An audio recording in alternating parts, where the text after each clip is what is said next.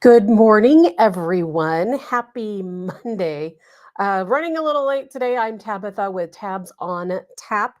I'm going to get into why I'm running a little late today. If some of you are on my Facebook page, you may already know.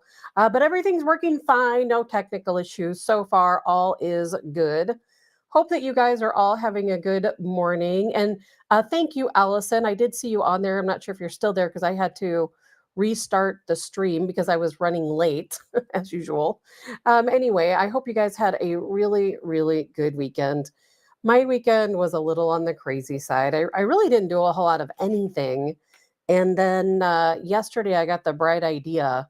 We were going to go and take the boat out. Myself, my mother, my son, my brother, my niece, take the boat out for a little spin on the local lake just to see how things were going. Haven't had it out. Purchased the boat several months ago and just we're all just too busy, right? I know I am.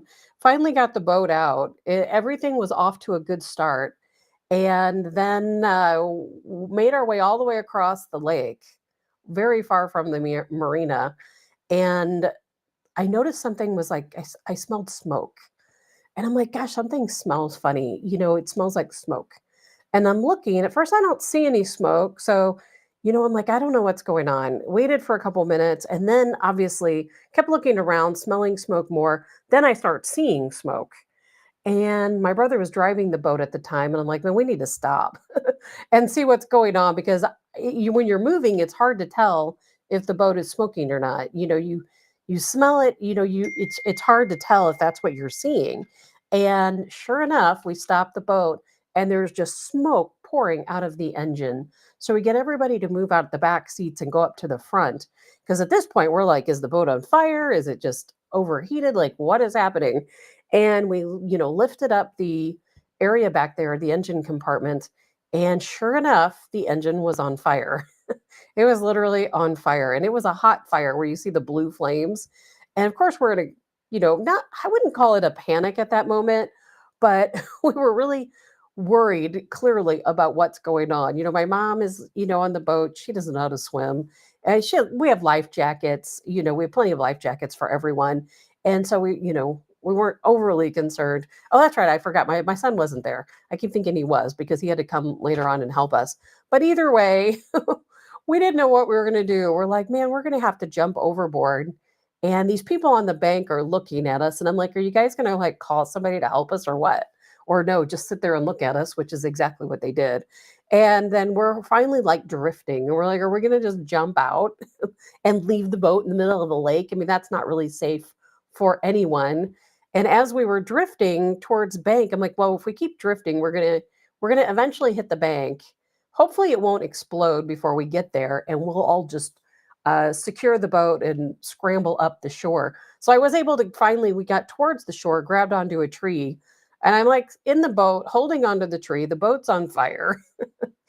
And thank God these very nice people came by. Our fire extinguisher wouldn't work. People always check your fire extinguisher before you make your way out onto the lake.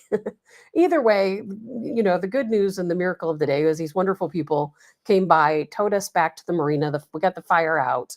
And then we had to deal with the fact that all the wires burned. So we couldn't lift. It's an inboard outboard engine. We couldn't lift it up. And so I called I have roadside, waterside assistance, for boats. And but they're like, oh, it'll be salvaged because we'll have to come out and bring a crane and a truck. And at that point, we're just going to lift the boat up on the crane and put it on the back of the truck and take it away. I'm like, well, we really don't want that to happen. So thankfully, my son was able to come out. He's a car mechanic, doesn't know much about boats, but he was able to cut the hydraulic lines, get the ratchet up the the trim, if you know what the trim is, and we were able to get the boat on the trailer and back home. So I'm running late this morning because of all times the insurance agency called me right before I was getting to go on. So sorry about that, running a little bit late, but that's okay. It's a podcast. We can start late, we can run late, we can do everything we want as long as I stay within that 2 hour range. Then all is good because that's what we preset for. So, good morning, everyone. Allison, Sherry, Paula, Charles, Everybody, thank you so much for the happy birthday wishes. You know, Karen, good morning. Beatrice, I am trying to look at the comment line, see who all is with us. And, thank you again for the birthday wishes. I am not a big birthday person. As a matter of fact, I forgot it was my birthday until somebody messaged me last night. It was my mom's birthday on Friday. Her birthday and I are just a couple days apart. But I'm just not a big birthday person. Thank you all. I do appreciate the birthday wishes. Either way, I won't be doing anything for my birthday because I'll be working. Anyway, a lot to talk about today. We have so much to cover. It is a busy, busy, busy morning. There's some breaking news we're going to get into. As we know, the House Ways of Means Committee, several other folks, GOP sponsored, trying to impeach Joe Biden. I mean, this investigation has been going on for a long time. So we're going to get into that. And I want to talk about the $27 million, of course, that the Biden family has taken in. We got some world news to talk about, some general news items. The DNC convention, obviously, underway today. 20,000 protesters are going to be in Chicago for the DNC convention. I mean, it's crazy. It's going to be a crazy time. They're already there, they're already causing trouble. So we're going to get into that. Talk about Harris. Her campaign allegedly paying up to $10,000 for public endorsements. And I'm going to play a video for you, Dr. Umar, who says, hey, Black folks, the Black vote is not for sale. We're going to play a video from Andrew Tate, who says, man, Harris is a puppet. And if Trump loses, we are losing America. We're going to talk about Elon Musk. We all know that he's been, front and center in the news. And I have two videos I want to play for you guys also from General Flynn. We haven't talked about General Flynn in quite some time, have we? But he's going to talk a little bit about the intelligence community and how the intelligence community does very much control our Congress. I mean, it's really kind of eye opening to watch what he has to say. He's going to talk about the intelligence community and why he left, why he is doing what he's doing, why he's so outspoken. So I can't wait to talk about those things. You can text the show, and many of you have, and I definitely do appreciate it. You can do that at 314-546-2677. That's 314-546-2677. And if you text me something, it might take me a day or so to be able to get the information together to put it on the show, but I will definitely do so. As a matter of fact, on Fridays, kind of a fun little thing I'm going to add in is we're going to be talking about the things you want to talk about. So if there's, of course, we're going to talk about what's breaking news and so on, if there's anything going on a Friday, but we're going to talk about the stories you want to talk about. So if there's something that I'm not seeing, something that we're not talking about, and it's something you think is important, I mean, because that's what this podcast is about. It's a platform for all of us. So if you see anything that I don't see, send it to the text line 314-546-2677. And hey, we'll talk about it. We will talk about anything you guys want. If you want to be on the show, again, send me a text. I'll send you a video link on Friday. You can come in and join us. Allison says, I did attend the Washington Guard muster Saturday, had the honor of meeting and shaking hands with Colonel Joe Adams, had an awesome time. What a great patriot group. I know, some of you did go out to the muster on Saturday for the Washington Guard militia. I heard from Colonel Joe Adams. He reached out to me this weekend and he said, I think he said there were 4 listeners from Tabs on Tap who did join his group, to join the Washington Guard militia. And I was thrilled to talk about that because it is so important. It is one of the most important things you can do in a time of uncertainty. And we certainly know it is a time of uncertainty. And I think we all know heading into the election what's going to happen. And it doesn't matter which side wins, it doesn't matter. There's going to be violence in our streets regardless of who wins. We don't condone that. We don't want it. We're just victims of the violence. So if that's something you're thinking about, certainly get a hold of Joe Adams. He'll be joining us on Wednesday. You can reach him at patriots@washingtonguard.com. And hey, reach out because I'll tell you, it is a fantastic group. Paula says, I was there also at the Washington Guard. Great group of patriots. They are absolutely a great group of patriots. Now, before we get started today, I want us to all say the Pledge of Allegiance with Eli Crane. Remember Eli Crane, Navy SEAL? This guy is fantastic. And I am so glad that he is one of us. He attended a Trump rally and he had the Pledge of Allegiance said there for all of the attendees. And I thought this was really fantastic. And this is something, we should do something like this every day. We should always have the national anthem or the Pledge of Allegiance or something like that because we have to honor our country. So take a look at Eli Crane. Out. Amazing crowd. Thank you for supporting President Donald Trump. Would you guys please stand? We're going to say the Pledge of Allegiance. I pledge allegiance to the flag of the United States of America and to the republic for which it stands, one nation, under God, indivisible, with liberty and justice for all. Isn't that fantastic? I mean, shouldn't everything start out with a Pledge of Allegiance? I mean, we've got to step up for our country. We really have to. If we want to win this thing, literally, I don't know if we have any options. I don't know if we can win, even if we wanted to, but we at least have to try, don't we? We have to support our country and do what's necessary. But I just want to jump right into this because it is the biggest news of the morning.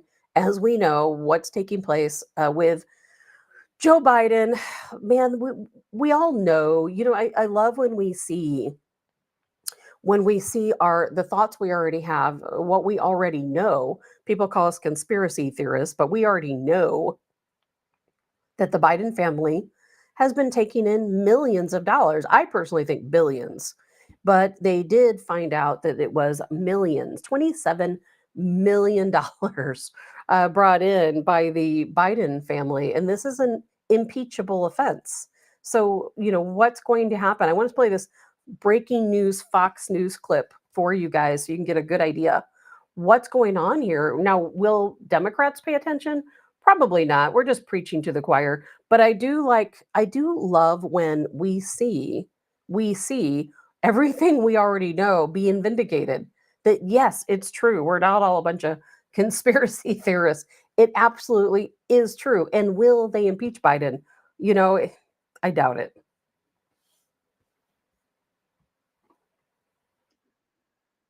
This is a Fox News alert. All new this morning, House Republicans finding President Biden and his family received more than $27 million from foreign individuals and entities since 2014. Lawmakers call it an impeachable conduct. Brooke Singman is in Chicago with this story. Brooke, good morning. Yeah. Good morning, Ainsley. I obtained a copy of this 292-page report from House Republicans. They're on the House Oversight, Judiciary, and Ways and Means committees, and they've been leading this impeachment inquiry against President Biden for months. So they said their investigation found that President Biden engaged in impeachable conduct and said he abused his office and, quote, defrauded the United States to enrich his family. Republicans revealed that since 2014, the Biden family and its associates received more than $27 million from foreign individuals and entities. They also found that while Biden was serving as vice president, the Biden family got more than $8 million in loans from Democratic benefactors. And they say those loans have not been repaid. So this report says, in part, quote, as vice president, President Biden actively participated in a conspiracy by, among other things, attending dinners with his family's foreign business partners and speaking to them by phone, often when being placed on speakerphone by Hunter Biden. Republicans are calling out a 2014 dinner that Hunter Biden and his father attended with a Russian oligarch. After that dinner, the oligarch wired $3.5 million to Hunter Biden's firm. Now, this report says, quote, several witnesses testified that Hunter Biden invoked his father in business dealings with Romanian, Chinese, Kazakhstani, and Ukrainian companies, resulting in millions of dollars flowing to the Biden family. They're also calling out Biden for his handling of classified documents. House Republicans are now calling for Biden to be impeached. Ainsley? So they're calling for him to be impeached. I mean, what difference does it really make? Does it make a difference at all? So what? That if they impeach him, he can still serve out his term. We saw that with Bill Clinton. Being impeached doesn't necessarily mean that all of a sudden you're taken away, you're taken out of the position, and let's say Harris would move up into that role. It doesn't necessarily mean that, but let's just say that there are ways in which they can impeach a president, in which they can remove him from office immediately. Then what? I mean, then they're going to move Harris up into that position, and then how would that affect an election? There's a lot of things that could come out of this. I don't expect anything to happen. Dottie says, "Can an impersonator be impeached?" I know, really. I mean, which Biden? Number one, two, three, four, five, six. Not sure which one. Good morning, Amy. Good morning, Kathy. Kathy says impeachment at this point is equivalent to Trump continuing to campaign against him. It is a huge waste of time. Nothing's going to happen. It wouldn't matter even if it did. I mean, would it matter? I mean, we remember Bill Clinton, he was impeached, wasn't he? For the perjury, for lying on the stand about a payment to one of his ladies. Nothing happens. Absolutely nothing happens. And it won't happen here either. But that just goes to show now we know, because there was an investigation, that the Biden family took in $27 million. $27 million. And we know it was really probably so much more than that. But how many of these folks are taking in money? A lot, right? We talked about last week how Congress members who support pro-Israel policies, they receive about $125,000 on average for pledging their support to Israel. We're just talking about Israel because it's in the news right now. There's a lot going on in the Middle East, but look at how many hundreds of thousands of dollars they probably all take in. Because if this group, this lobbying group, is paying each one of them $125,000 just to support Israel, how much are they getting paid to support corporations? Think about that. And that's exactly why we say that Congress is bought, because they are absolutely bought. And here in a bit, we're going to play some videos from General Flynn, 2 videos, in fact, and he's going to talk to us about exactly that. Exactly that. There's no one you can trust anymore. Allison says, "Act blue, more laundering." That's exactly, it's all about laundering. Good morning, Mike. And I see some of you on YouTube, and it's kind of funny because I got a message earlier that for some reason I wasn't able to stream on YouTube today. So I kind of restarted, and I guess it must have popped up. So thank you guys. I see some of you on X. I'll tell you, of course, some of you on Facebook. X is the way to go. Now I like YouTube hasn't messed with me so far. They have not. Every show I've ever been on in the past, they have always deleted our account. You get 3 strikes and you're out on YouTube. But I so far have not had any strikes. So maybe YouTube is loosening up a little bit. Usually they're the first to kick you off.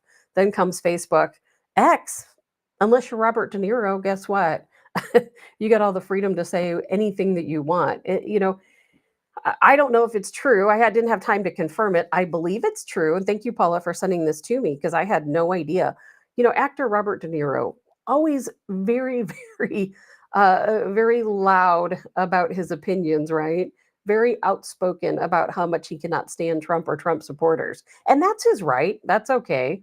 But he's not going to be doing it on X. Allegedly, he has been deplatformed for calling out for violence against Trump and Trump supporters. I think that's kind of funny, don't you, that the tables have turned?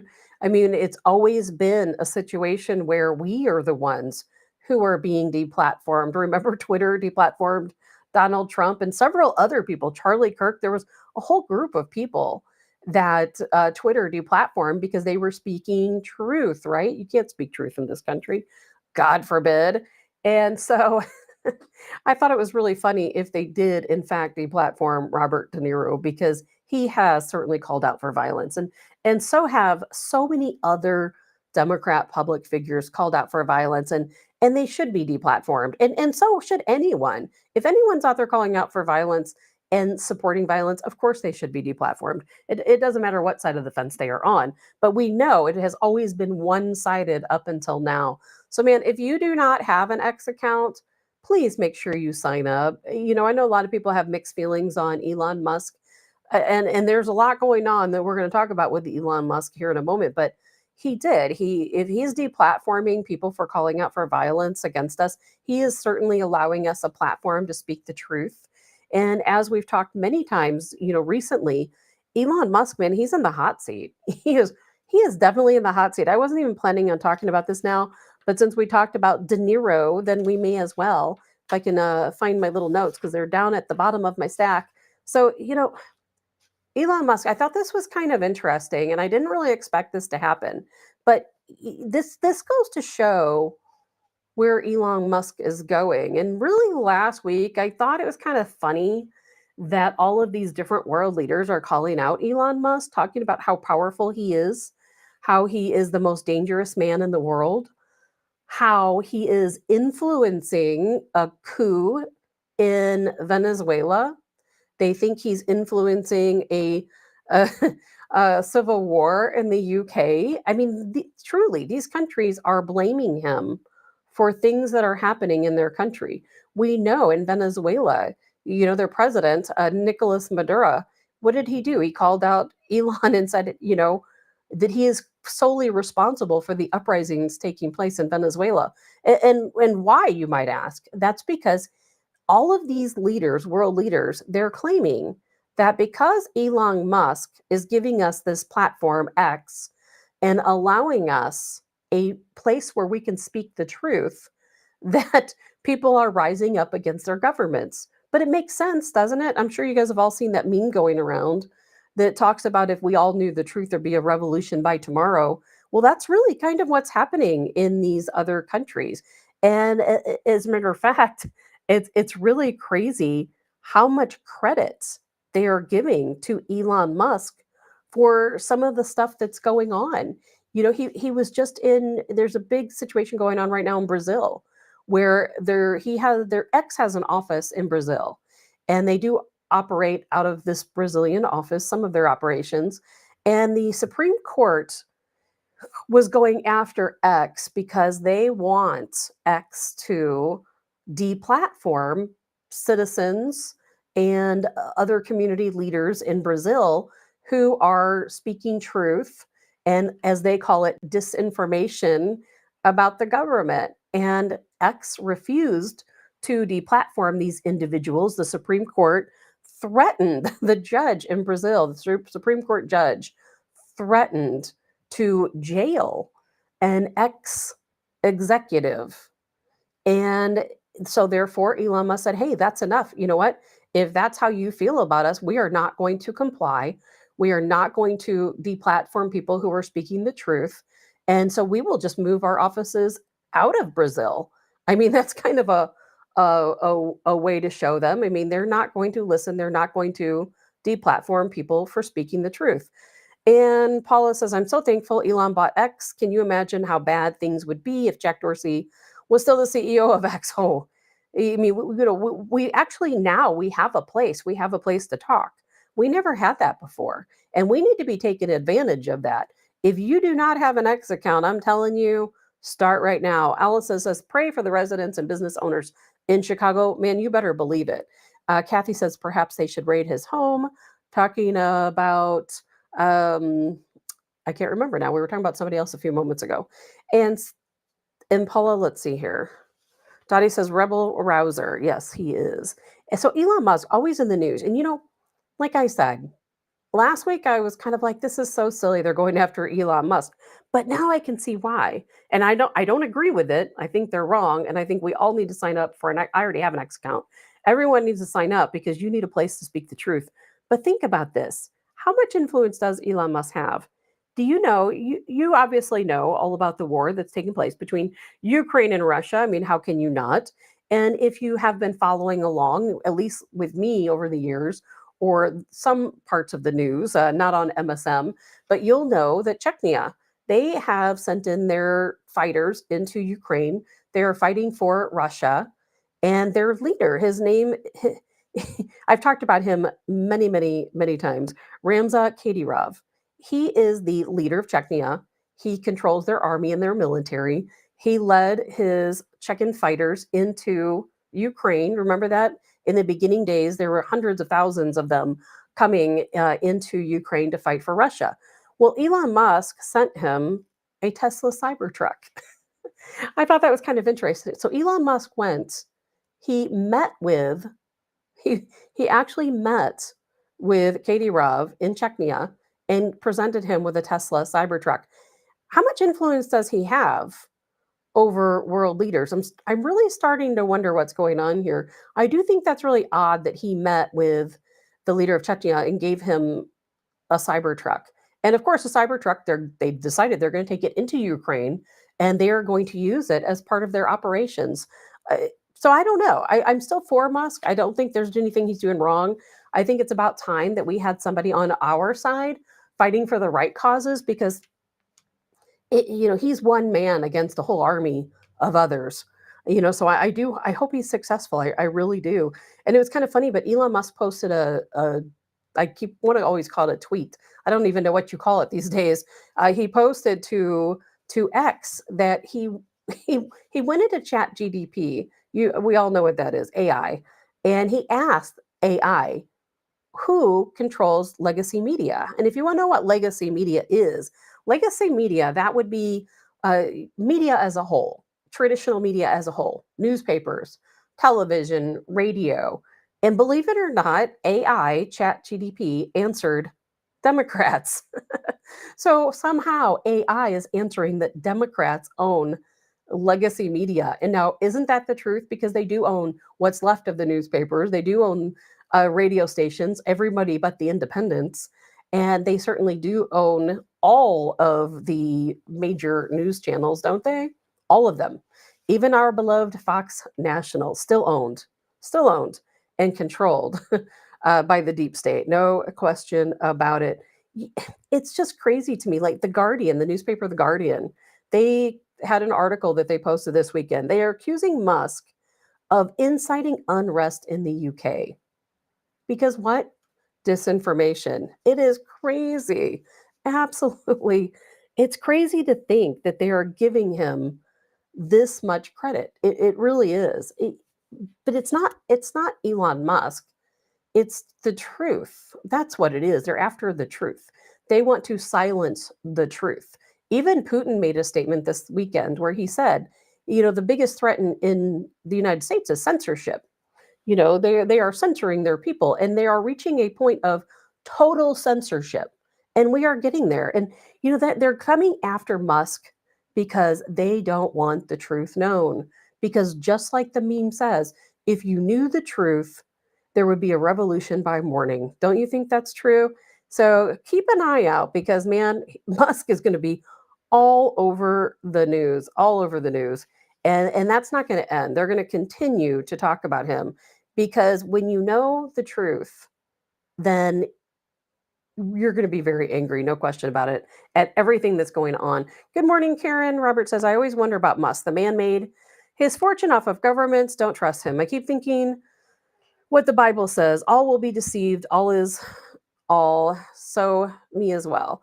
I trust Elon Musk. I mean, as far as him meeting with world leaders kind of makes me a little nervous, but at the same time, he might be doing it for attention. He might be doing it to get a laugh with his personality. I don't know. But what I do love is he's finally giving us a platform, and we need a platform for the truth. And I really do wish that everyone would just move over to X. And I'm not saying leave Facebook. Facebook has its purpose. YouTube has its purpose. All of these platforms have their purpose. I'm not saying move over and abandon everything else. But certainly if you support somebody, then support X, because they are actually giving us a place to speak out. Brent says the left has England now. You better believe it. As a matter of fact, I just kind of read a report this morning. There's a lot coming out of the UK, and their civil unrest continues. These protests in the UK continue. They have had stabbings. I haven't read about any shootings. They might be having some shootings, but they have a lot going on over there. The world is on fire everywhere. But over in the UK, man, things are bad. And you talk about far left. Holy cow! I just read that doctors in in the UK now have to ask men if they're pregnant. Can you imagine that? Now, why would you have to do that? So if you consider, if you even think about uh, a man being trans, right? Or a girl being trans who looks like a man, but it's really a female. I'm not sure how the terminology goes, but if you even think about it that way, that's maybe 1% of the entire world's population is trans, 1%. And that number is growing, but right now it's probably at right about 1%. And I don't have any problem with trans people. You do you. I don't care. I do me, you do you. Hopefully everybody's happy until it gets ridiculous like this, because your doctor knows if you're a man or a woman. Your doctor knows your biological sex, how you were born, right? They know what gender you are. So if your doctor knows if you're a biological male and you come into your doctor's office, why does your doctor have to ask you if you're pregnant? It makes absolutely no sense to me. And that's how crazy the world is. We're all worried about this ridiculousness. In the meantime, BRICS continues to grow. Russia continues to become more powerful. China continues to become more powerful. And I'm going to talk a little bit about the Middle East before we leave today, because there's a lot going on over there. Nothing new, not really too much new, but man, the BRICS is continuing to grow, continuing to grow. They have 159 countries right now who have agreed to create a new currency. So, what do you think about that? 159 countries, part of BRICS, that want to join BRICS and be part of BRICS. They are all agreeing to create a currency to go against the US dollar. And the US dollar continues to drop. But nobody talks about that, do they? No one wants to talk about the US dollar. We're all worried. The West, the United States, and Europe, we are just catering to these ridiculous, super far left policies. Our country is far more worried about abortions and drag queens and stuff. The DNC Convention, obviously, we're going to see a lot of different things coming out. The DNC Convention, as a matter of fact, they have a mobile abortion clinic sitting right out front. Did you know that?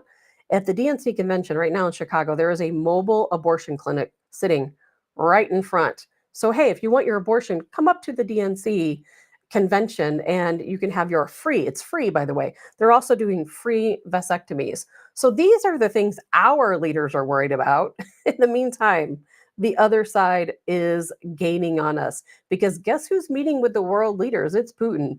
It's not Biden. Biden hasn't met with anyone, literally no one. If you go back and look at Biden's entire term, he really hasn't met with anyone. Now, of course, he spent over 100 days per year at his home.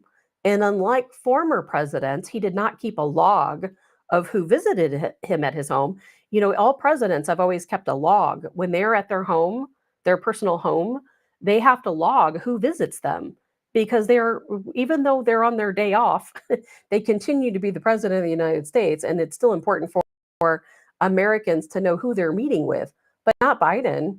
In Biden's first year, he's 101 days at his home. And during those 101 days, he never logged a single visitor. We have no idea who was meeting with him. I have a feeling they brought $27 million with them, whoever they are. And the same for every year. Every year he has been allegedly in office, people are visiting him at his home. He's making all these underhanded deals at his home.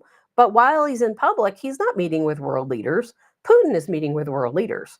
He's been flying all over the place and meeting with Saudi Arabia, China. He's been everywhere. Not us. We are losing very quickly. And speaking of losing very quickly, we all love General Flynn, don't we? He is a man who stands behind his convictions. He was a fantastic career military person, obviously made the rank of general, just a fantastic human being. And because of his wokeness, true wokeness, he realized what was happening in the government, right? He understood. He saw it all play out before his eyes. And it's kind of revealing. I actually have 2 videos of him. He gave 2 different interviews, and very revealing, and we saw the interview last week with Tulsi Gabbard, right? Where she talks about who really controls the government.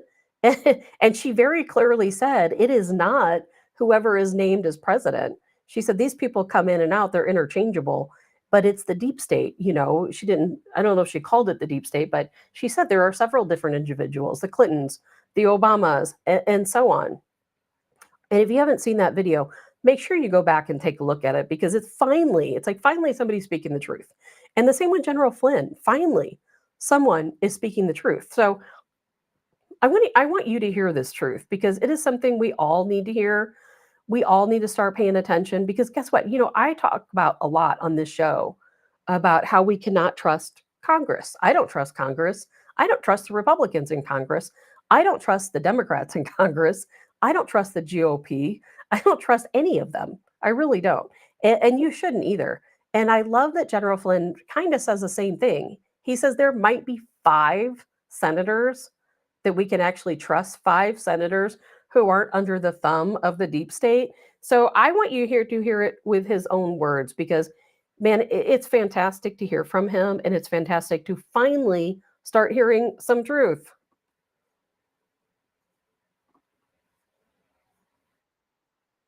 An opponent, and that opponent is the United States intelligence community.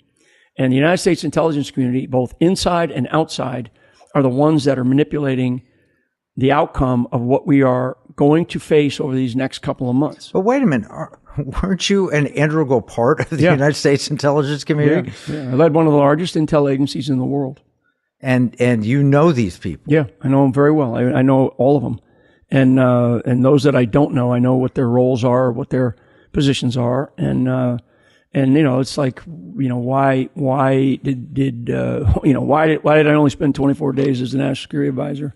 Why did the President of the United States, Obama, sit in the Oval Office and scheme with the top security officials of the United States government, to include the current President of the United States, Biden, while he was Vice President in the White House on the 5th of January? Why did they scheme to get rid of one guy, and in order to get rid of a second guy? And that's, the one guy is Mike Flynn, the second guy is Donald Trump. So they actually schemed, and we know this. And you have evidence of this. Oh, total evidence. I mean, there's a ton of evidence, and it was presented in a court and discovered by a special counsel that was designated by the Attorney General, and they were embarrassed by it, and they dismissed my case because of it. All right, guys, that was one interview. This is a two-part interview.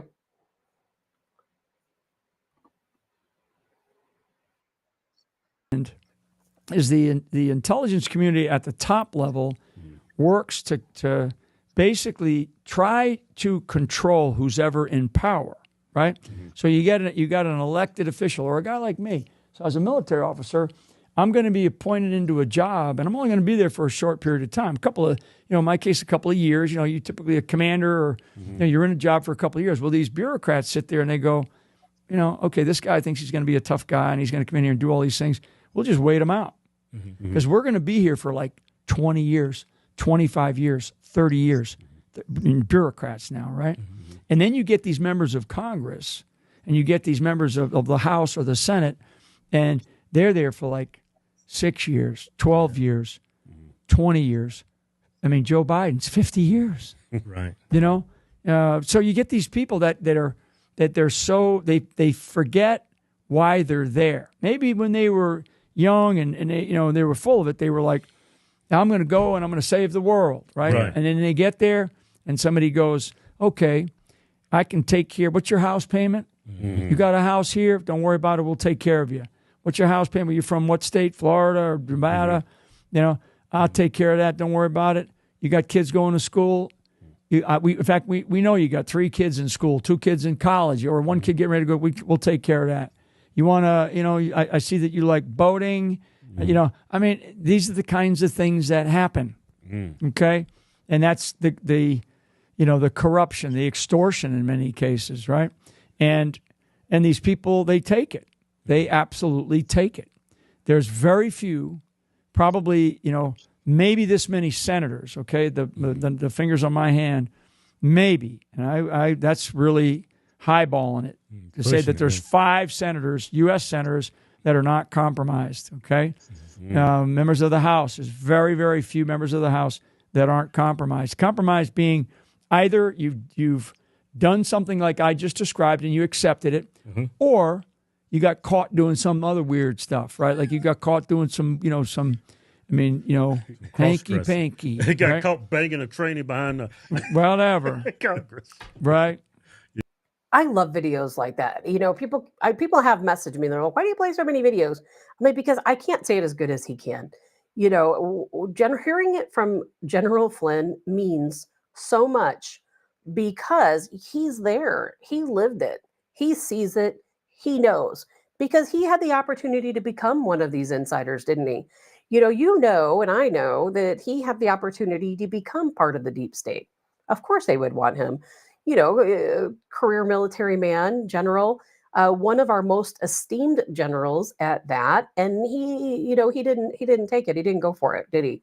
And so that's why they did everything they could to come against him, everything they could. And he even states it there. You heard it for yourself in the interview that he attempted to be a military advisor, and then guess what happens? Nope, because he is not going to be controlled by the intelligence communities. It's not going to happen.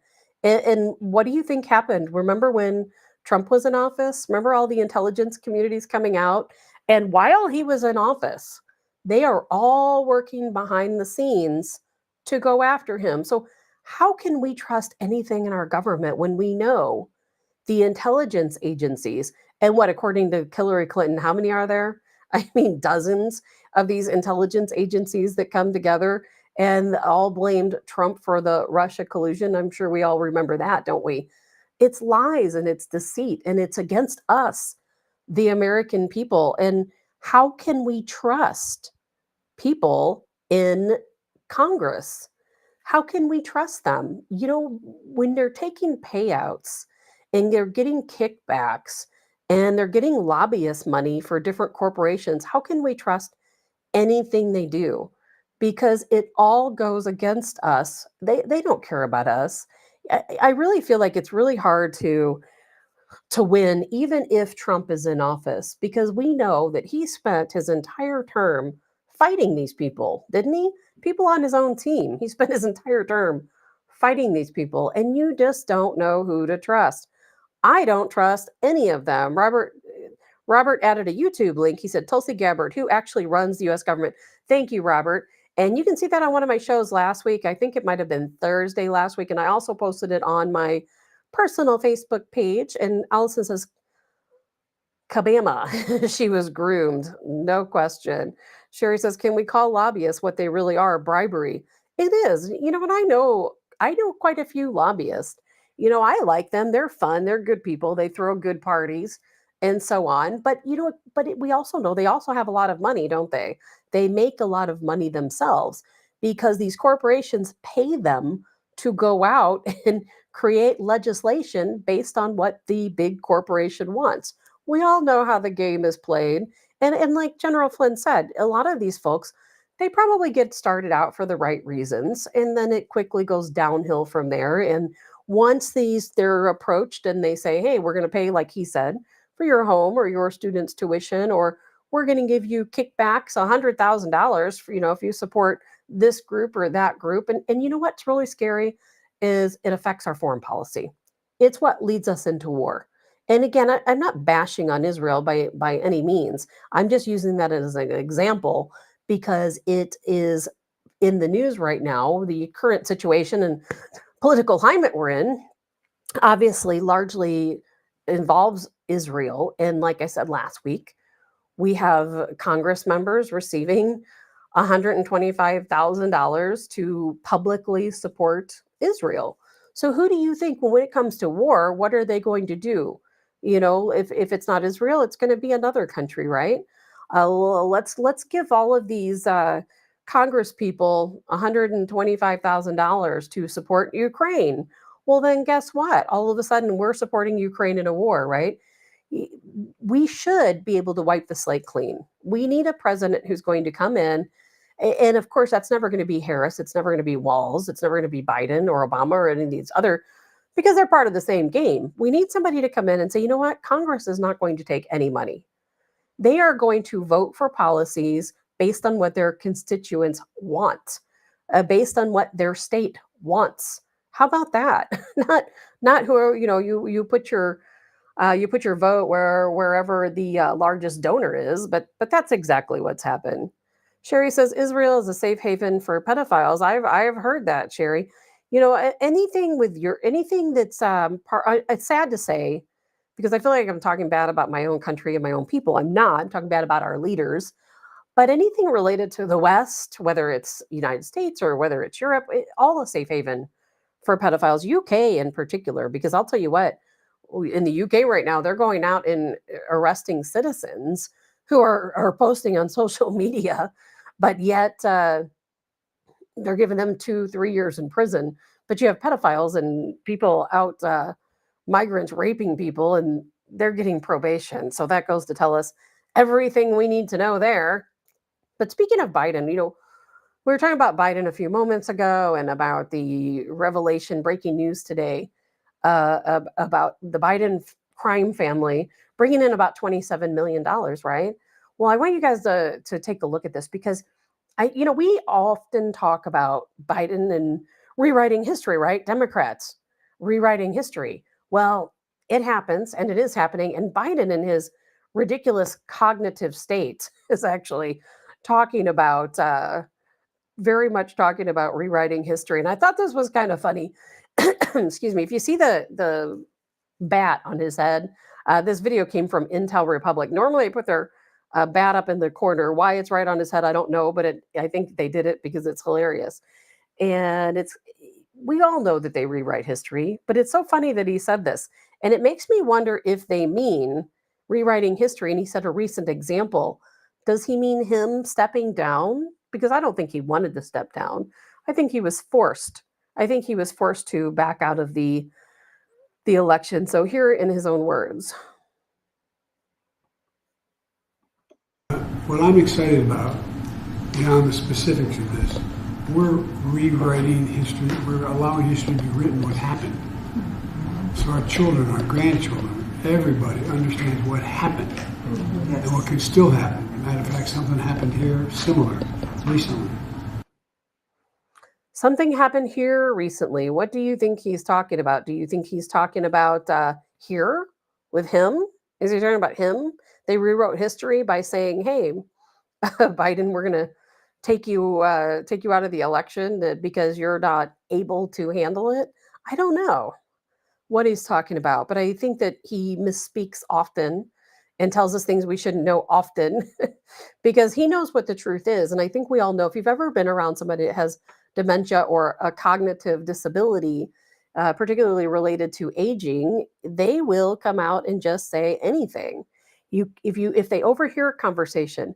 I remember when my grandmother, had the beginnings of dementia, and I was one of her caretakers, and we would talk to her about different things, and she would overhear conversations, and she would always repeat them because they don't know not to repeat things. So if you say something in front of them, they will absolutely repeat it. And I think that's what's happening with Joe Biden is he's hearing things, he knows things, and he knows things that have happened during his career, 50-year career, as we've heard, and he is repeating them. I don't think anybody can stop him. I think that's why they want to get rid of him. I think that's why they don't want him publicly speaking because he will, out of turn, say things they don't want anyone to know. So I thought that was a pretty interesting comment made by Joe Biden. He has had so many of them. And Donna says, yeah, of course he's mad at Pelosi for making him step down. Now, of course, we played a video from Pelosi probably the week before last in which Pelosi said, oh, it wasn't me. I didn't do it. I didn't write the letter. And then she claimed, of course, in that letter that it didn't sound like Joe Biden either. So who wrote the letter? I think we all know. And Brett says, Sherry, Israel does not protect pedophiles. It has checks when people make Aliyah. Borders are not open. You're grilled when you want to live in Israel. Meyer Lansky could not even buy his way into Israel. I don't know. Brent, I know that I think all of us on this show are supporters of Israel, but I do think Netanyahu is an absolute criminal. But that doesn't speak against Israel and the people of Israel. I think the Israelis within Israel are great people. We know they are the chosen people, right? And I think we have to do what we can to protect the people of Israel. Israel has every right to their own country. They have every right to safety and security. And what's happening over in the Middle East right now is certainly a scary situation. And since you guys are talking about it, we can talk a little bit about what happened. We'll shift gears a little bit, and then we're going to shift back because lots of other things to talk about today, particularly the DNC convention and some of the other things going on. But speaking of Israel, speaking of Iran and what's going on in the Middle East, there is a lot going on in the Middle East right now. And I know they are desperately trying to have peace talks, and they are definitely trying to create a ceasefire in Gaza and in the Palestinian area. And I'm just going to cut to the chase and just put it out there because I don't want to run out of time, just because we do have so many things to talk about today. But what it's coming down to right now is, as of right now, nothing has happened. I mean, in Ukraine and Russia, that situation continues. Ukraine still deep into Russia, Russia obliterating them. That's to be expected. No big surprises going over there. And Brett says Netanyahu's going to have to attack Hezbollah before Iran. Well, Brent, they already are. As a matter of fact, late last night, there were reports of Israeli troops going into Lebanon, ground troops crossing the border. Several people saw them. They had some skirmishes allegedly as they crossed the border. But from everything that I read overnight, Israeli troops already crossing into Lebanon to go after Hezbollah. So we've talked about before that they may have some preemptive strikes, and it looks like that's what's happening now. Whether Israel will go after Iran or go after these different groups individually, but it certainly does look like they are on the ground, have troops on the ground, going into Lebanon, going in to do what they can to take care of Hezbollah. That's going to be a tough battle, though, because Hezbollah, they have thousands of fighters, thousands. I mean, I read maybe 250,000 people. I don't know. I don't personally believe it's that many, but that's what we're told. I don't know how many Hezbollah fighters there are, but man, if it is 200,000, 250,000, that's a lot. That's a lot of people. So that's something. Obviously, they're probably going to go after the Houthis individually.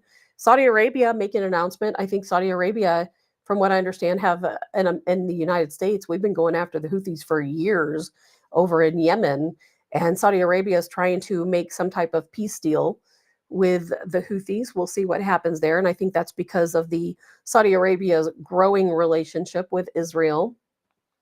And Netanyahu, I think you guys all recall a couple years ago, he was charged with a lot of different corruption type charges. And, they changed presidents. We had Bennett in for a little while, then Netanyahu back. But I think that's the case with every government. It's nothing personal against Israel. Here in the United States, we have it. They have it in UK. They have it in Venezuela. In so many different countries, the deep state controls the folks at the top. I don't think Israel is any different than the United States or any other country. I think the deep state is very much involved in all of these countries, and it's unfortunate for the people. Brett says Hezbollah are good fighters, but those tunnels have to be destroyed. Well, we have to fight against any form of terrorism. Any form of terrorism. If you're going out in your group, whether it's a proxy group, whether it's a government, we have to stop the killing. We have to stop the war. It's never going to happen because all of these, as we just heard from General Flynn, the people who make the laws, they're getting paid to support war, right? These people are getting paid to write policy to support a war that kills citizens, whether it's Israelis or whether it's Americans or Iranians or Lebanon, the Lebanese. We're all just pawns in the same game. It's highly unfortunate, and I think the Palestinians are the same way. They are also just pawns in a big game. So where things stand right now between the conflict of Iran and Israel is that Iran still claims that they have no choice but to retaliate. They're not retaliating. They haven't done a darn thing.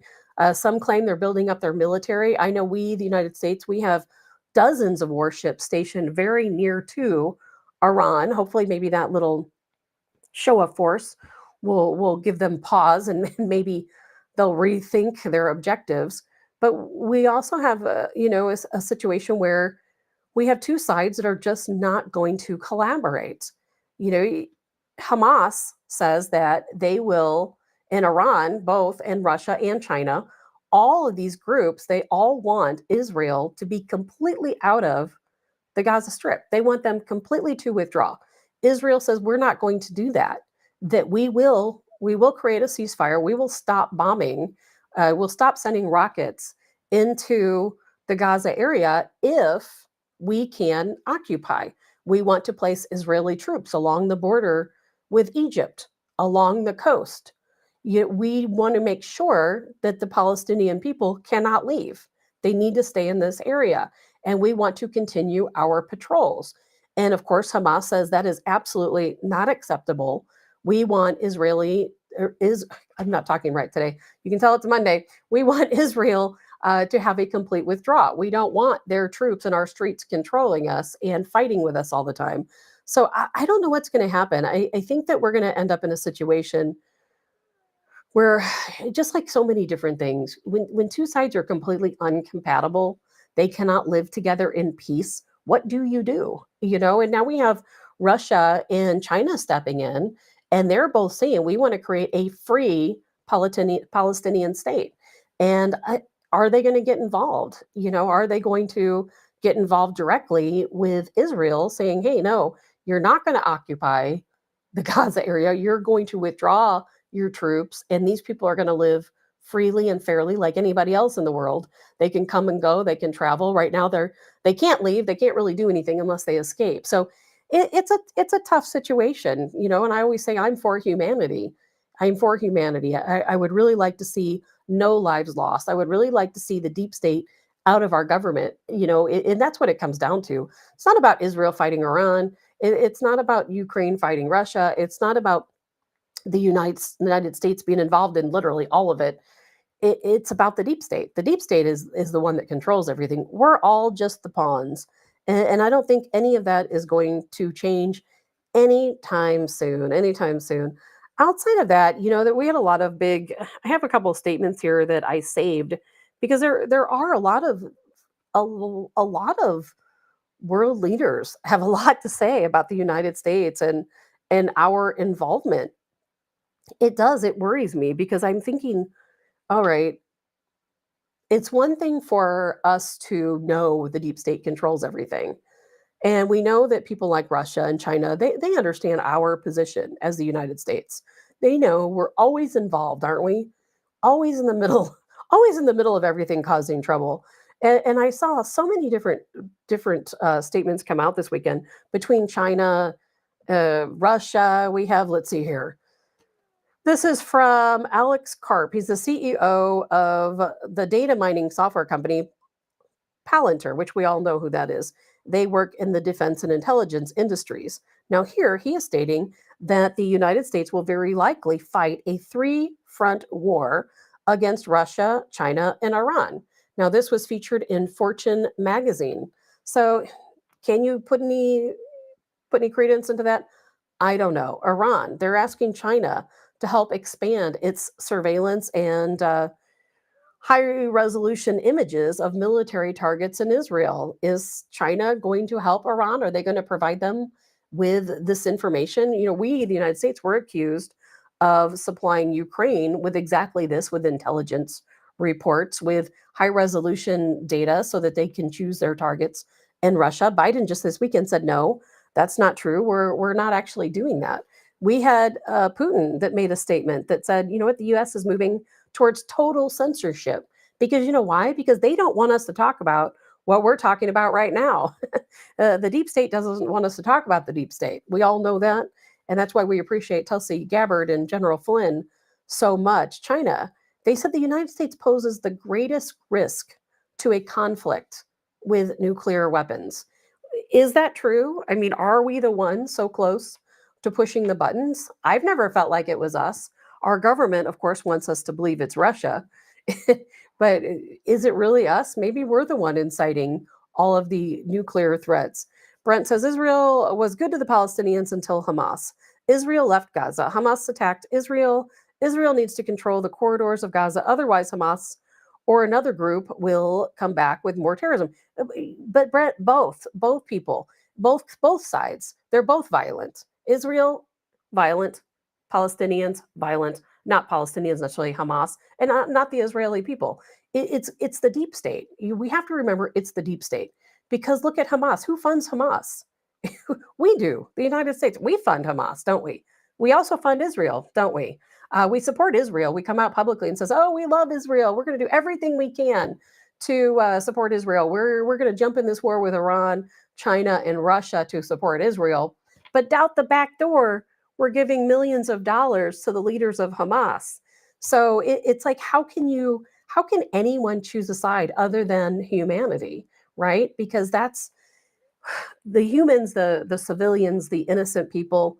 They are the only people who are becoming victims, whether that's in Israel or whether that's in the Gaza region, whether it's in the United States. Look what's happening in Bangladesh and the UK, and now India is jumping into the fray. Spain is in the brink right now of a civil war. It's happening all over the world.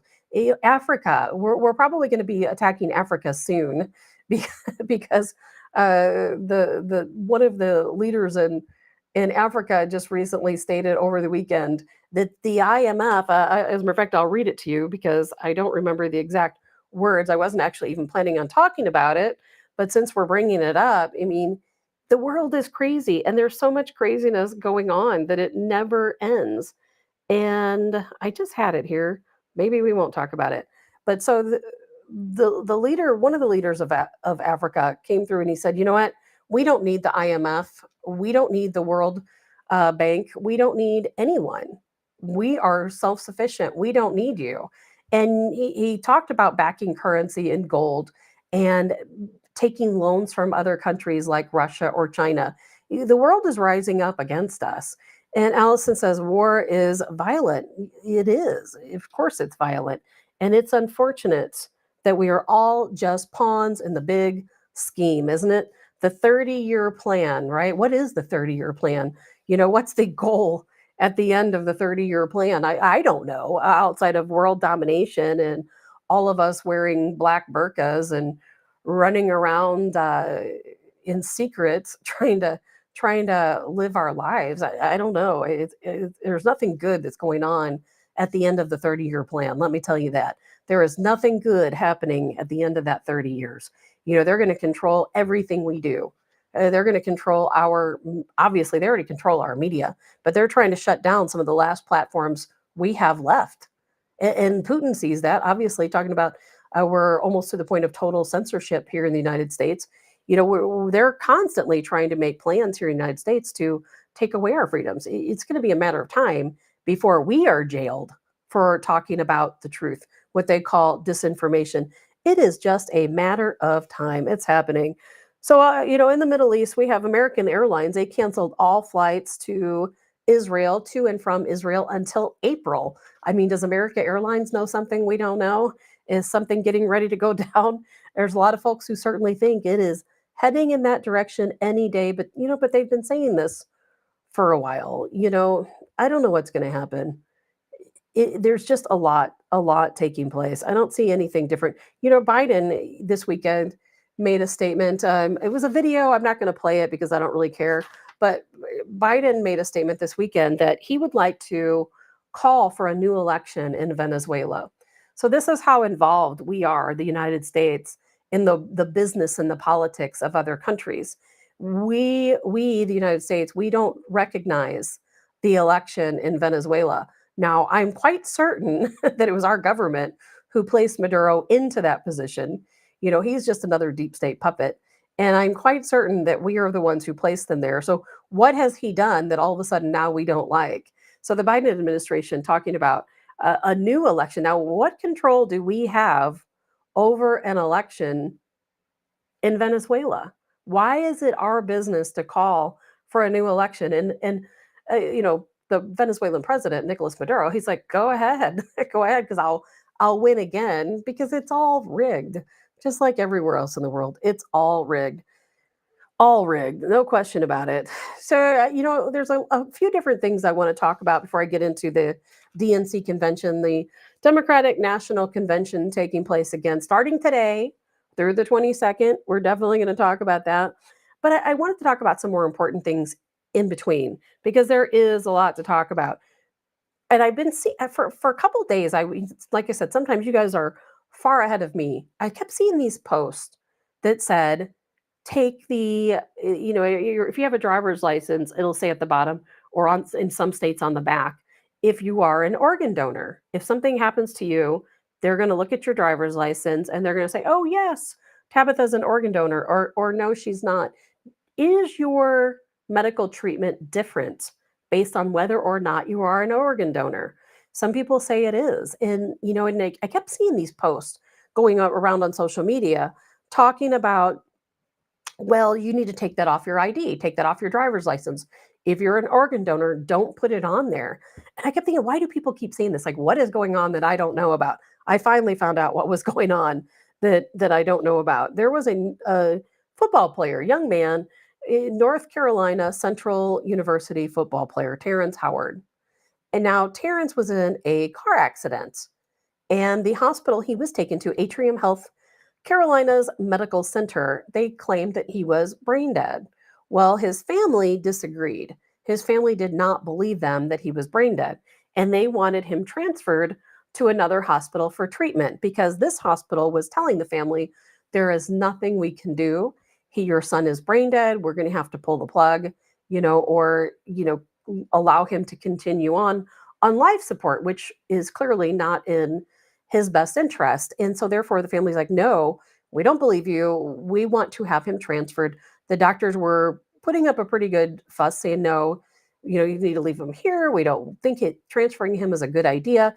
Unfortunately, some of us have been through this when it comes to loved ones at hospitals, and it's really hard to know. And I know firsthand, my brother passed away a while back.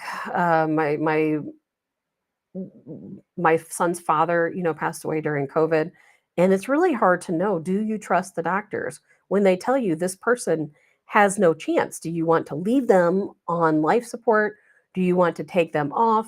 It's so hard to know, because it's like you want to trust the medical doctors. You want to believe what they're telling you is true, yet you still want some glimmer of hope that they will be okay.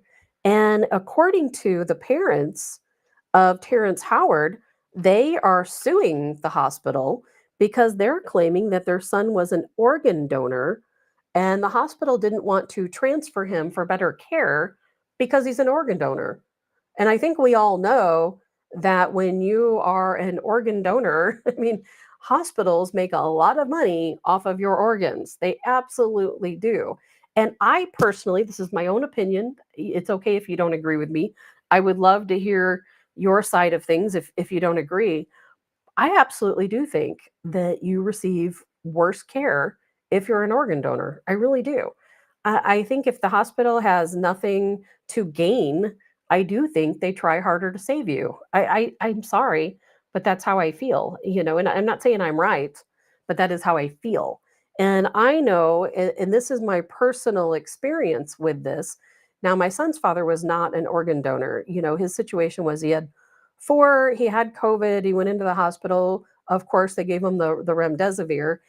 He had 4 subsequent cardiac arrests, and then went into kidney failure, and a lot of other terrible things happened. And in his situation, he was not an organ donor.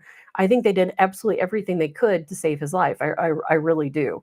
Now, with my brother, a little bit of a different story, at least, and no one in my family knows this. I've not talked to them about it. I've never even mentioned it until today, how I feel about this situation. And it's hard to even talk about now.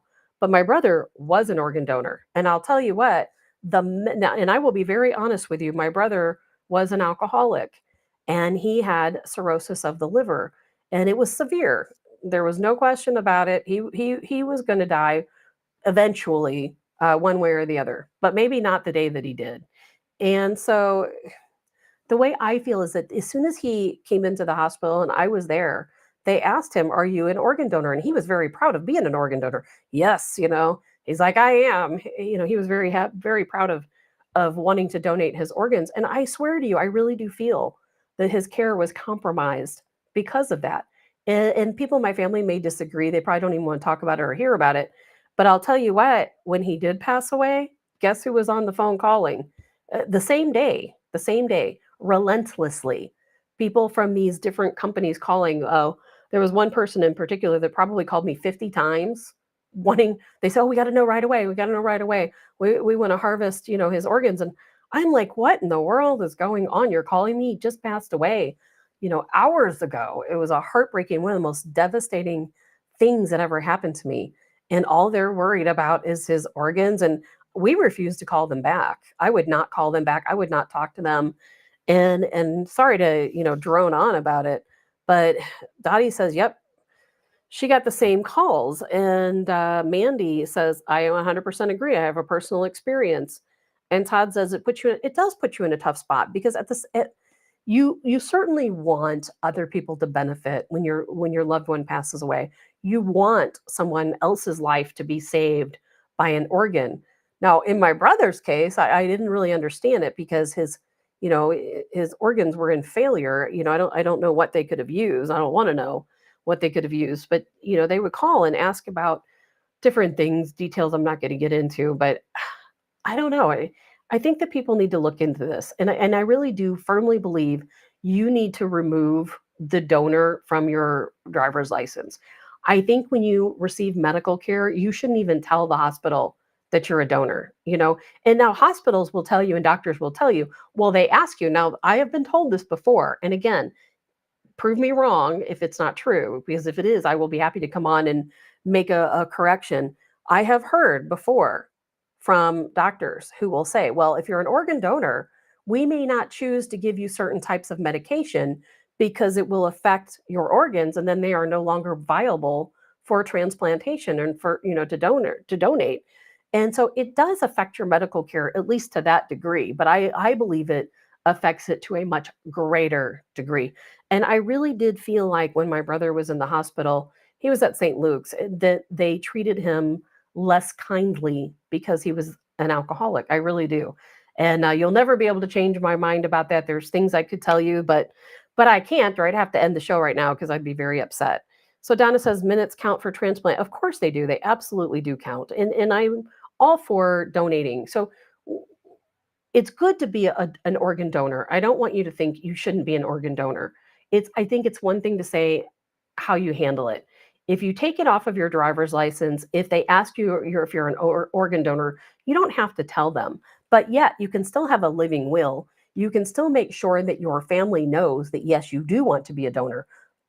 Let them know after the fact. And there's going to be a lot of people who are upset that I'm talking about this and saying that, because we certainly do want people to donate organs. God forbid, my family or your family or me or you ourselves need an organ. I mean, it could certainly happen, and we need people to donate their organs. However, does it compromise your health care? I absolutely think it does. It'll be interesting to see how this case plays out with the family of Terrence Howard against the hospital. It's Atrium Health Carolina's medical center, if you want to follow that policy. And let's see here. Brent says, I was asked that question by a nurse when I was 16 and my pop was on his deathbed. And Todd says the patient should come first always. The patient should come first always. And of course, any doctor will tell you that they do come first. But man, I don't know. I think we know that most of these medical centers, they are about money, aren't they? I mean, and of course, this is coming from me, a person who trusts no one. I don't trust any organization, none, because they all lie to us. We know they lie to us. Look what happened with the COVID vaccine, right? As a matter of fact, I was just reading a report this weekend. Over in the UK, they have. Let me look at the number here. 14,000 people who have received the vaccination, the COVID vaccination, have filed for disability. 14,000 filed a disability claim. Now, 2% of those people, which comes out to 175 people, were approved. So these people will receive $155,000. Now, of course, they're receiving pounds, but it comes out to $155,000 in US dollars for their claims against the COVID vaccine. Think about that. Not regular disability, people who are disabled because they got the vaccine. 14,000 people filed a disability claim. and the government's going to pay them each $155,000 US dollars. And let's see here, 97% of these claims were against AstraZeneca, not the others. 97% AstraZeneca.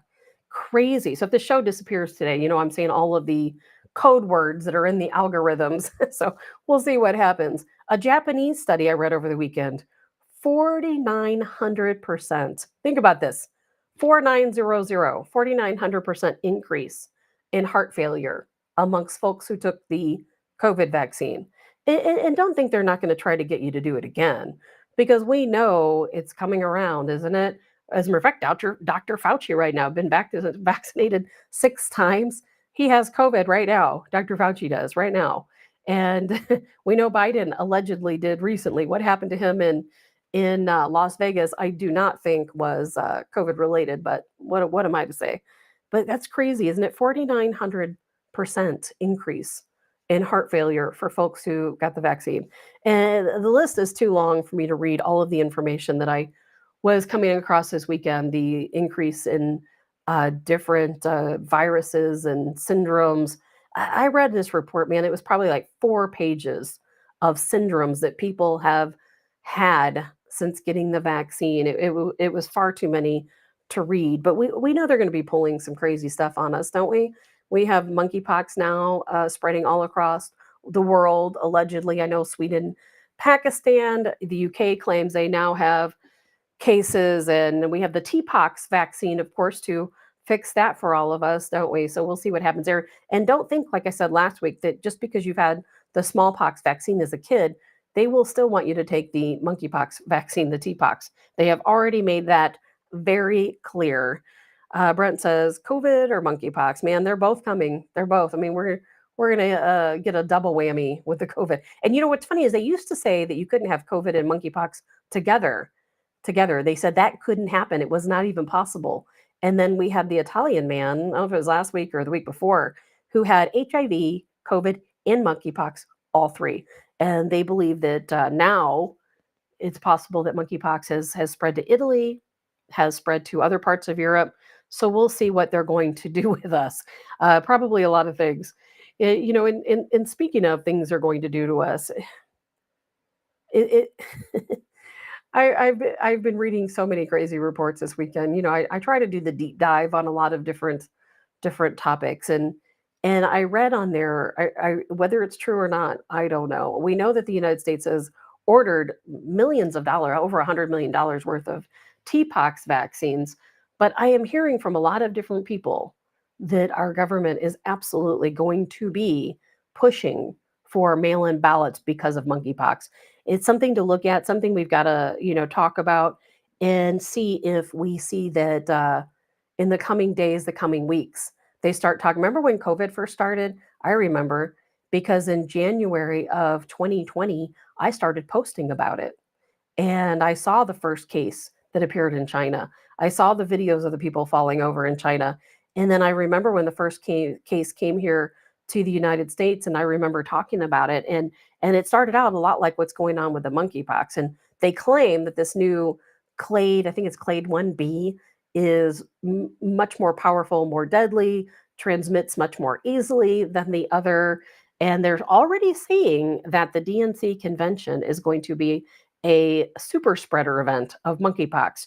So it'll be very interesting to see if monkeypox spreads at the DNC convention. And then if it does, where do we go from there? Paula says, isn't monkeypox in the gay community? It is. And, but it's also, anybody can get monkeypox. But the thing about monkeypox is that you pretty much have to be sleeping in the same bed as someone. You have to have prolonged contact because it spreads. Because when you have the little pox and they dry up, the skin that sheds from the dried pox is how it spreads. So if you have a cut or a scrape and then you're sleeping next to someone and have prolonged contact to that scraped skin, the skin cells that are sloughing off, then you could potentially get monkeypox. It's not airborne. The only way you get it is literally by sleeping with someone. Truly, not it's not sexual in nature, but just the pox itself. That's a lot to explain.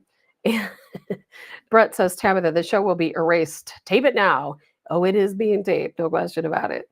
And no, Mandy, it is definitely not airborne. They'll probably say it is, right? I mean, that's what is so funny is how can they keep you out of the polls by saying you might get monkeypox? It is insane.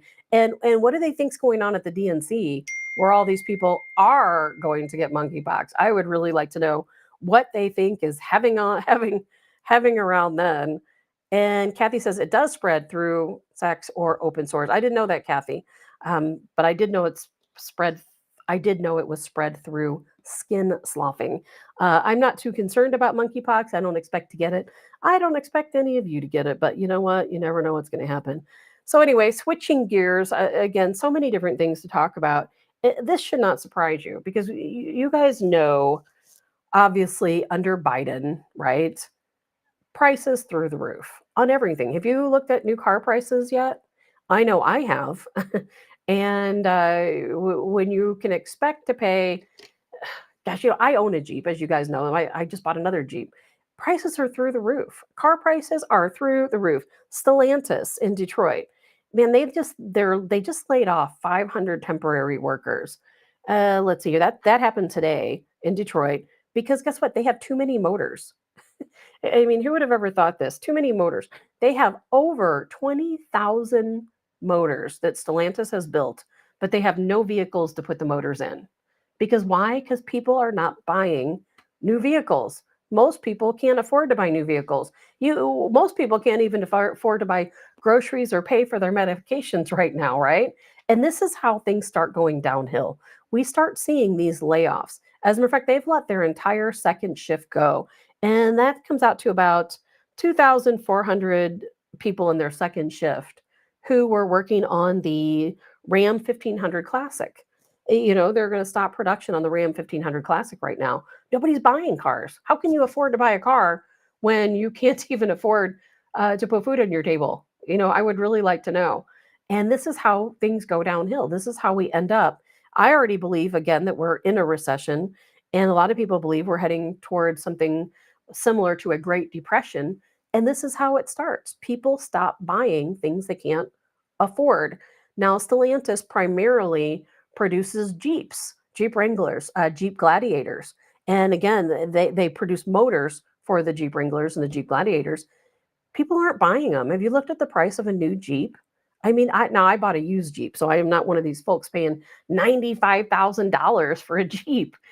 Right now, to get a new Rubicon, $95,000. It is absolutely outrageous. So who's buying all these $100,000 cars? I mean, I know some people are. The average person is not. And look at the price of trucks right now. Absolutely through the roof. People are being forced to buy used cars, used vehicles. We can't afford this. And what happens as we continue in each sector to buy less? I just read a report over the weekend. People are buying less electronics, less computers, less televisions.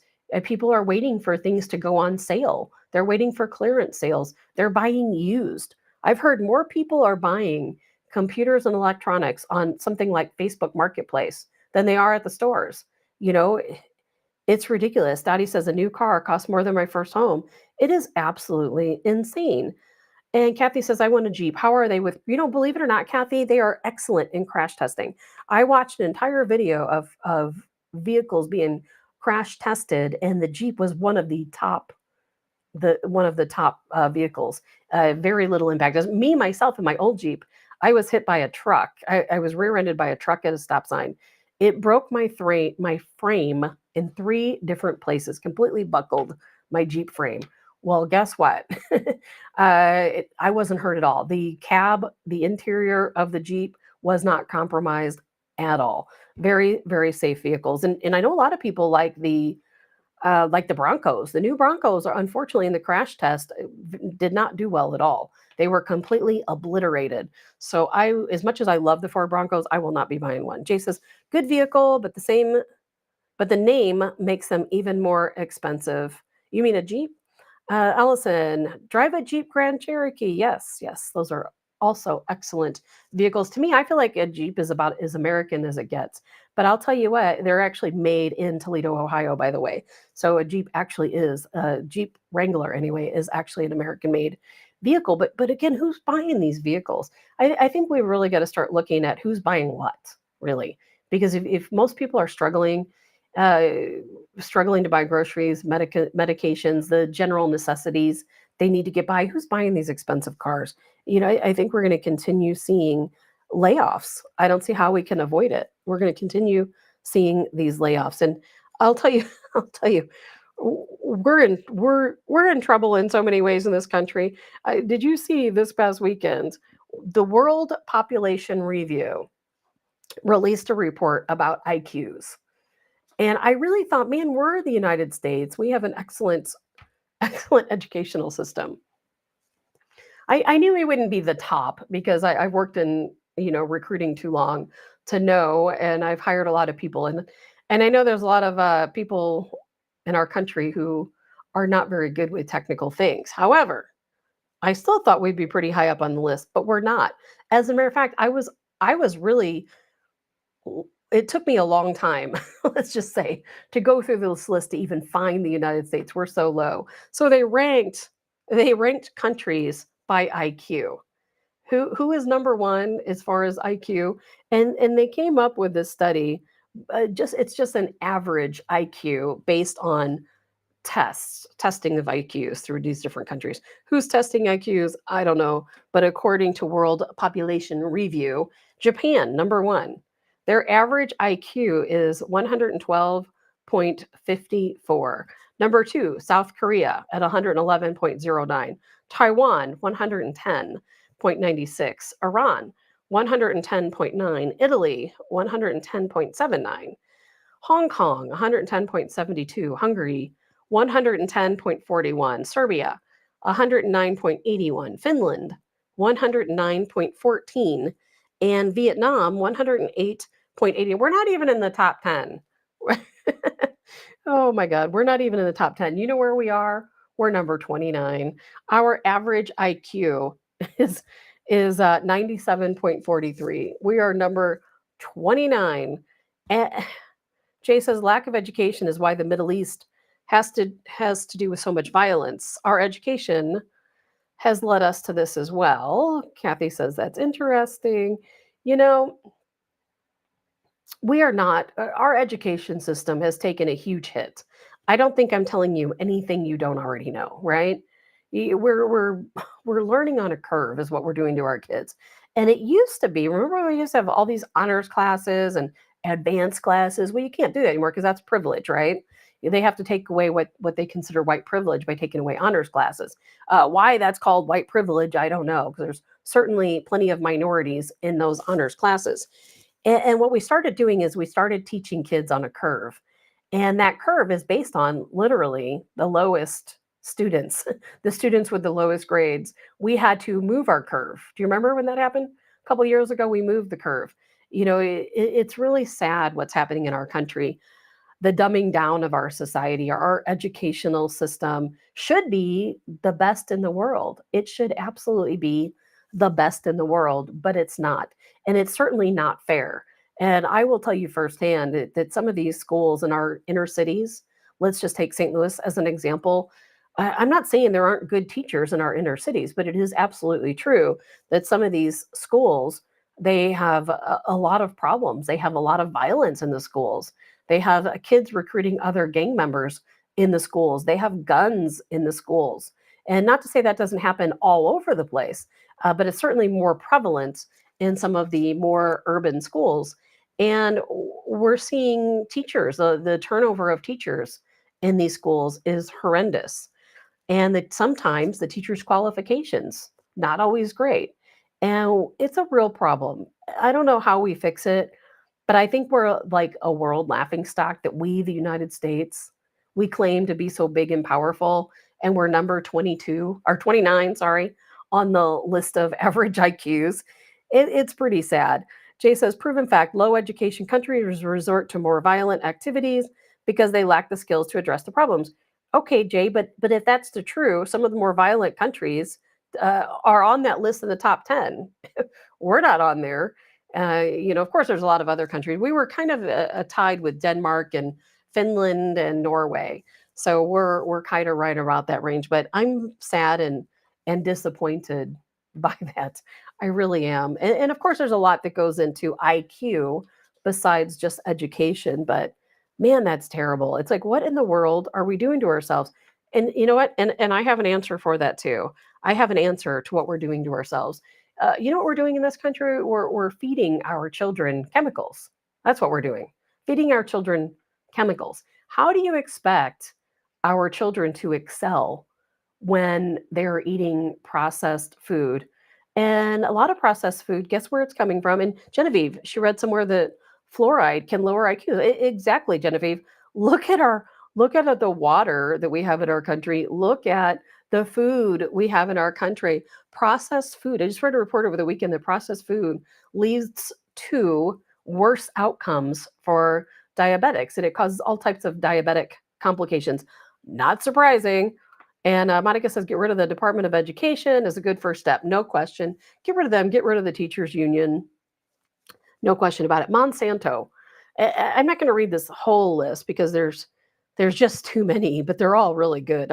I will post this Monsanto list on the Facebook group page that I created, the Tabs on Tap group. I'll put it on Telegram. I'll put it on Facebook, wherever I can, because people need to know this. And some of you already do know this. It is crazy when you go to the grocery store, how many food brands are owned by Monsanto? Do you trust Monsanto to make your food? I think that's as crazy as a laboratory, Abbott Labs, making baby food.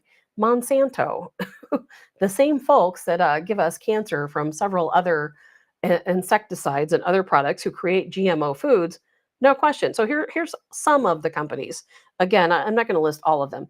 Aunt Jemima, Banquet, Betty Crocker, Bisquick, Cadbury, Campbell's, Capri Sun, Carnation, Chef Boyardee, Coca-Cola, Conagra, Delicious Brand Cookies, Duncan Hines, Famous Amos, Frito-Lay, General Mills, Green Giant, Healthy Choice, Heinz, Hellmann's, Hershey's, Nestle, Wholesome, Hormel, Hungry Jack, Hunt's, Interstate Bakeries, Jiffy, KC Masterpiece, Keebler, Kellogg's, Knorr, Kool-Aid, Kraft, Lean Cuisine, Lipton, Marie Callender's, Minute Maid, Morningstar, Miss Butterworth, Nabisco, Nature Valley, Ocean Spray, Ore-Ida, Orville, Redenbacher, Pastaroni, Pepperidge Farm, Pepsi, Pillsbury, Pop Secret, Post Cereals, Power Bars, Prego Pasta Sauce, Pringles, Procter & Gamble, Quaker, Ragu, Rice-A-Roni, Smart Ones, Stouffer's, Schweppes, Tombstone Pizza, Totino's, Uncle Ben's, Unilever. I mean, and the list goes on. The list goes on. And yes, Dottie, there is a Tabs on Tap group page. It's part of my Facebook. You can go out and do a search under groups for Tabs on Tap. As a matter of fact, I'm going to post a recipe there. It's a group for recipes, sharing ideas, all different sorts of things. And I'm going to post a recipe there today for bourbon peach jam. I thought you guys might like that. And I will certainly post this Monsanto. I mean, is there anything that Monsanto doesn't make? Any company that they don't own? No, you know that if they own these companies, they are regulating these companies. And speaking of, look at the dye. They're trying to trick us all the time, aren't they? They're always trying to trick us. And they've changed the name of food dye. I don't know if I have the list here. If I don't see it, but I will have that for you tomorrow. They've changed the list of food dye. Remember, we all know don't eat yellow, whatever 5, don't eat red number 3, whatever it is. Well, they've changed those names. They're all different now. So now we have new day names to look at. You've probably already seen that running around, and I will get that list for tomorrow. No question about it. It's crazy. Jay says Monsanto rules crops seed with an iron fist. They certainly do. I live in a rural area, so I go out and I see all of the GMO signs in all of the cornfields and soybean fields, and it's unbelievable. Todd says, I deliver to one of the biggest manufacturers.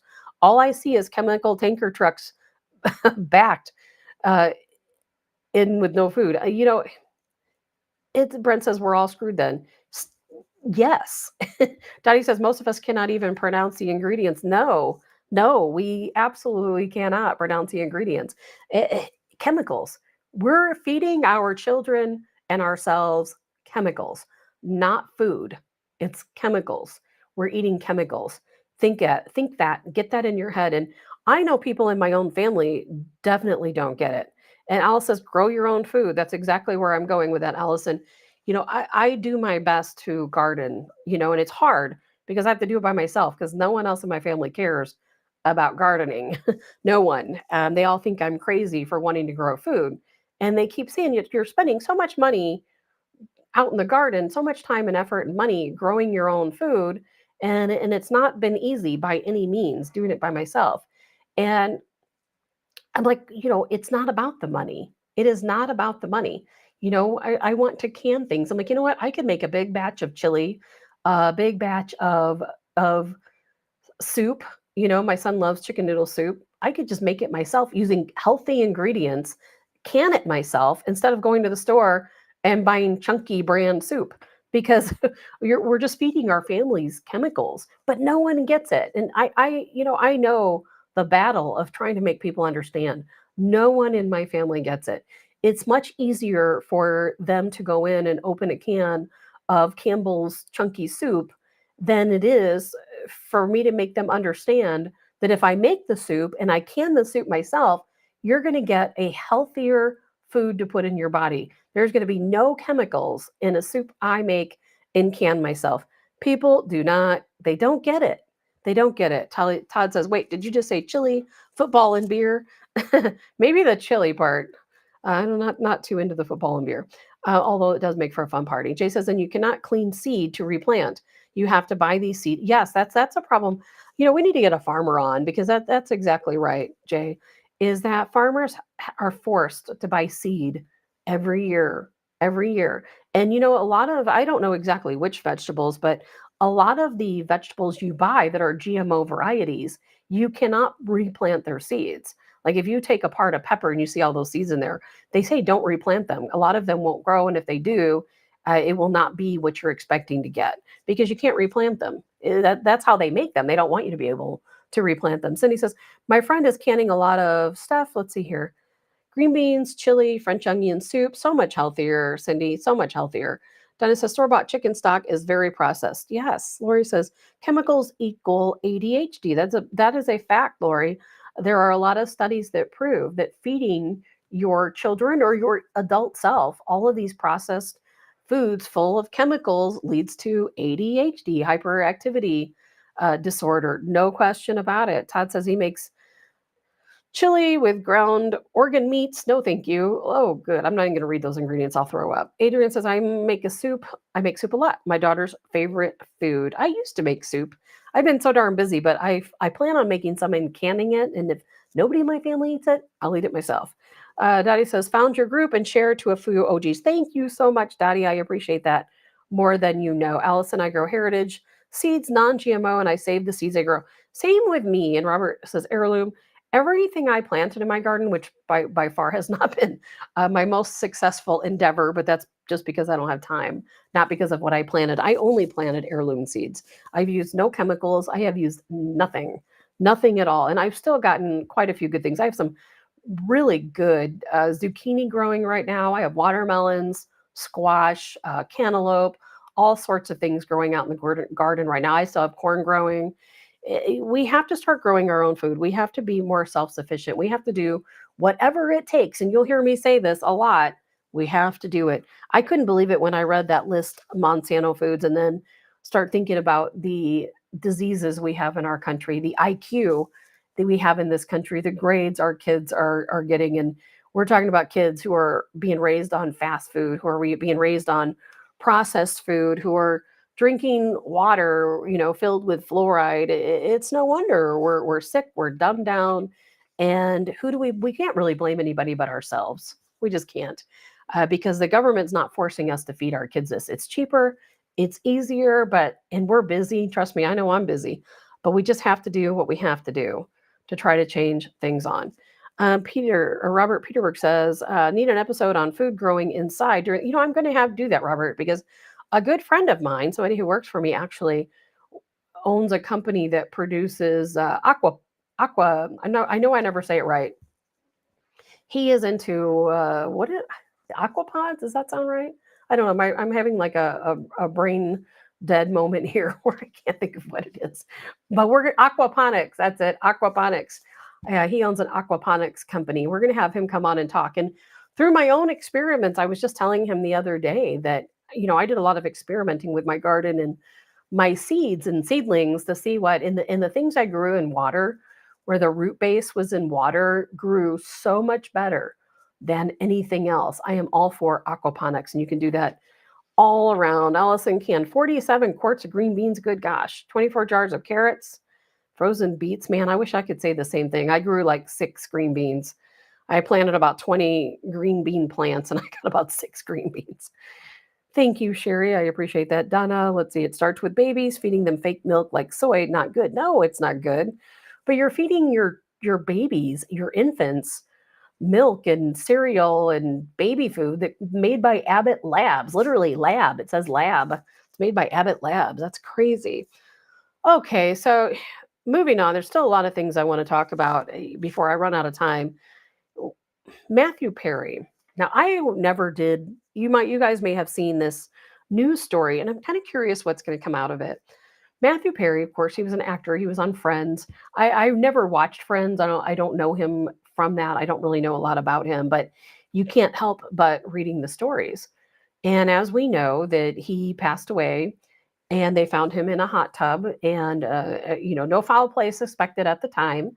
It was a very sad situation for a lot of people, a lot of fans that really did like Matthew Perry, who obviously Friends is a huge, program here in the United States and all around the world. I never watched it, so I don't really have, again, anything to attest to that, but sad death. And they came to continued an investigation. Over the weekend, there were 5 arrests made last week into the death of Matthew Perry.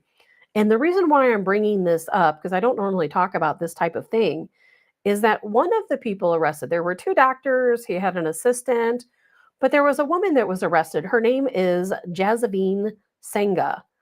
They refer to her as the ketamine queen.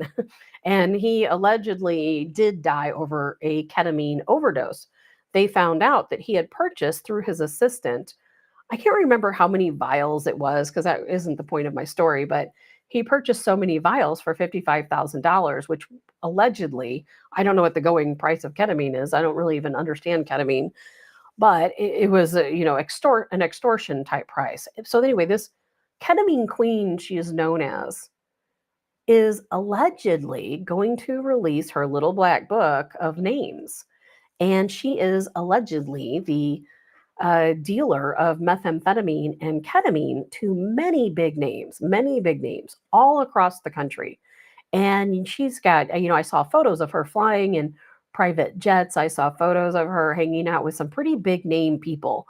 I'll be very curious if she ends up naming the names in this little black book, because I have heard that it could be very powerful because of the folks that she know. One of them being Hunter Biden, allegedly. So that's a story we need to keep on, because if ketamine queen, Jazavina Senga, if she comes out with her little black book, I will be very curious to know who those names are. I think you will be as well. And something else I wanted to kind of touch base on, CNN. Have you noticed that CNN is speaking of the DNC convention, which we're going to talk about next, CNN is starting to become a little bit more like us, as crazy as that sounds. They have been calling out Democrats. They've been calling out Kamala Harris. As a matter of fact, last week we played a video and we were talking about how it was a CNN interview. And in that interview, they were talking to one of the members of the press pool who was upset for a lot of different reasons. One, because Harris avoided her press pool. She did not inform them. She did not have them accompany her to Howard University, where she was giving a speech, which is completely breaking precedent, unheard of, to not take your press pool. And that makes people in the press pool very upset. But CNN, they were even questioning why she's not giving a press conference. Why doesn't she have a press conference scheduled? She still has not, still does not, is still not taking questions still I'm not talking to the press. I mean, why? Don't you wonder? But I saw this article by CNN and I was really surprised by it. And it really makes me wonder, is CNN even themselves wondering what is going on here? Did this Harris uh, nomination just come completely out of left field, literally far left field, even for them? I was really surprised by this because usually they don't go against Democrats at all. Definitely not the Biden administration. They created an article this weekend that I read. I actually just read it early this morning. They said that under Biden's term, we had more mass shootings than under Trump. I was very shocked to see CNN say this. 350 mass shootings to date, being today, 350 mass shootings this year, 1,500 people killed in mass shootings. That doesn't sound like something CNN would say, does it? But it is, and they did. And I was really surprised to see that because they're finally starting to call out Democrats for the violence that they are, right?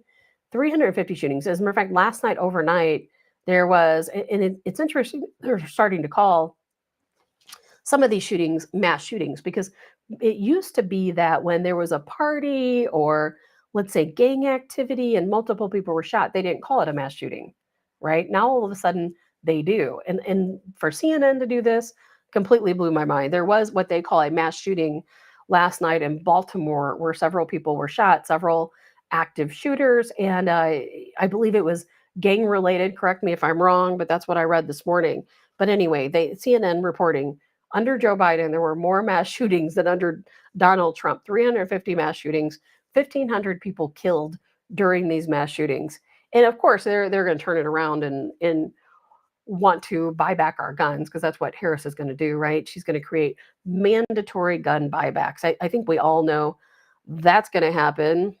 Crazy. Todd, all the businesses in Chicago had to close for the week. Isn't it that crazy? It is crazy.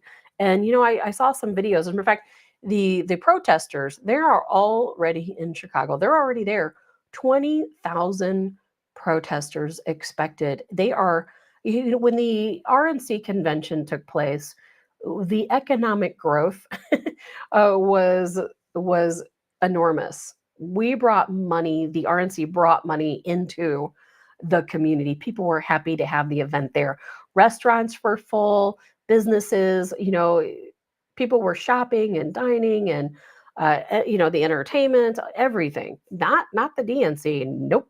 If you guys, I'm not going to play the video, but if you guys have seen the videos, they are boarding up businesses. They're putting up gates in front of businesses. There's a 1.4-mile stretch in Chicago around where the DNC is going to be held, which of course is where the Blackhawks play, which is kind of crazy in itself. And they're going to allow protesters that 1.4-mile stretch for peaceful protesting. I think we know how that's going to go. But the protesters are already there. In fact, they interrupted the DNC already. They already jumped up and intervened. And we're going to play you this little clip very quickly because we got a lot to talk about in very little time. So let's see. I think this is the clip here. Oh, amazing crowd. All right. Thank you for supporting President Donald Trump. Well, we can say the pledge again, but gosh, I know I have it here. Oh, here it is. I'm sorry about that. Stand. We're going to say the Pledge of Allegiance. Oh my gosh. Sorry, I have it and I'm looking at it. Why that keeps playing, I don't know. Maybe they want us to say the Pledge of Allegiance again. Sorry about that. I do have it here. I see it. I'm pressing the button. Why it's not playing, why that's playing, I don't know. But anyway, we will move on from that because I'm not going to be able to get it to play. Sorry. It seems like every day there's like some little crazy snafu where my video switches and it doesn't play and something else plays. But the gist of the story is, hey, they're there. Good morning, Kelly. Thank you for joining us. Good morning, Tammy. And Brent says, around East 23rd Street, right in Chicago. Monica says, what are the protesters protesting? Man, these people have lost their minds. They are anti-Israel, pro-Palestinian protesters. There's 264 groups of protesters expected to be in Chicago between today and the 22nd to protest against. And the video I was going to show you was that the protesters are already there. Last night, they held a welcome ceremony inside the convention center for just a few people, not for everyone. And the protesters already gained access to the arena and ran up on stage. And I was hoping to show you that video, but they ran up on stage, took the microphone, and were yelling out about freeing the Palestinians and talking about the genocide, claiming that Democrats and Israel have killed, I believe they said 150,000 Palestinians, whereas the reported number is around 40,000. But they're there, and they're going to be violent. Nothing is going to change when it's crazy. Brent says, I'm worried about the cops getting hurt. Absolutely so. Kathy says, everyone except pro-Israel protests. Monica says, I thought the Dems were on their side. Monica, it is so confusing. It is so confusing. And the difference is that I think we know that Biden, Obama, Harris, Walz, they are absolutely anti-Israel. In their personal speeches, and even in some of their professional words that they've made, statements they've made, they are absolutely anti-Israel and pro-Palestinian. But the actions they take, the foreign policies they create, are not, at least not. And that's why I said earlier, it is a very complex situation, because while we say that we will do everything we can to support Israel, including going to war with Iran, Russia, and China to support Israel, that is our policy. However, we also know underhanded, we're also supporting Hamas. Obama gave millions of dollars to Hamas. Trump stopped that program. He gave money directly to the Palestinian people, not through Hamas. And then Biden, one of the first things he did in office was he canceled Trump's arrangement, and he started supporting Hamas again. So these protesters are protesting our policies. And it is interesting and it is complex, because we know Harris is anti-Israel. We know Walz anti-Israel. We know all these people are anti-Israel, but their policies support Israel. So these folks are all there, 264 groups. Apparently they're protesting 1.4 mile approved space for peaceful protesting. We'll see what happens. Michelle Obama is supposed to speak. I don't know on which day. I would guess probably today, probably during some of the opening, portions of the convention. And of course, they expect Kamala Harris to be in the, to have the official nomination. Why? I don't know. How that happened, I don't know. I'll never understand. There's so much going on right now with Harris and Walz. I've talked about this before. I don't see it widely reported in the news. It is reported. I talked about it last week that we can't trust Walz. He is certainly right in the midst of Chinese culture. He trusts the Chinese government. He loves the people of Chinese, and all of that's okay. It's perfectly fine that he loves Chinese culture. Absolutely fine. It's perfectly fine that he enjoys the accompaniment of his Chinese friends. There's nothing wrong with that. Unless you're writing foreign policy, then there is something wrong with it. He lived in China in 1989. Tim Walz lived in China. He did.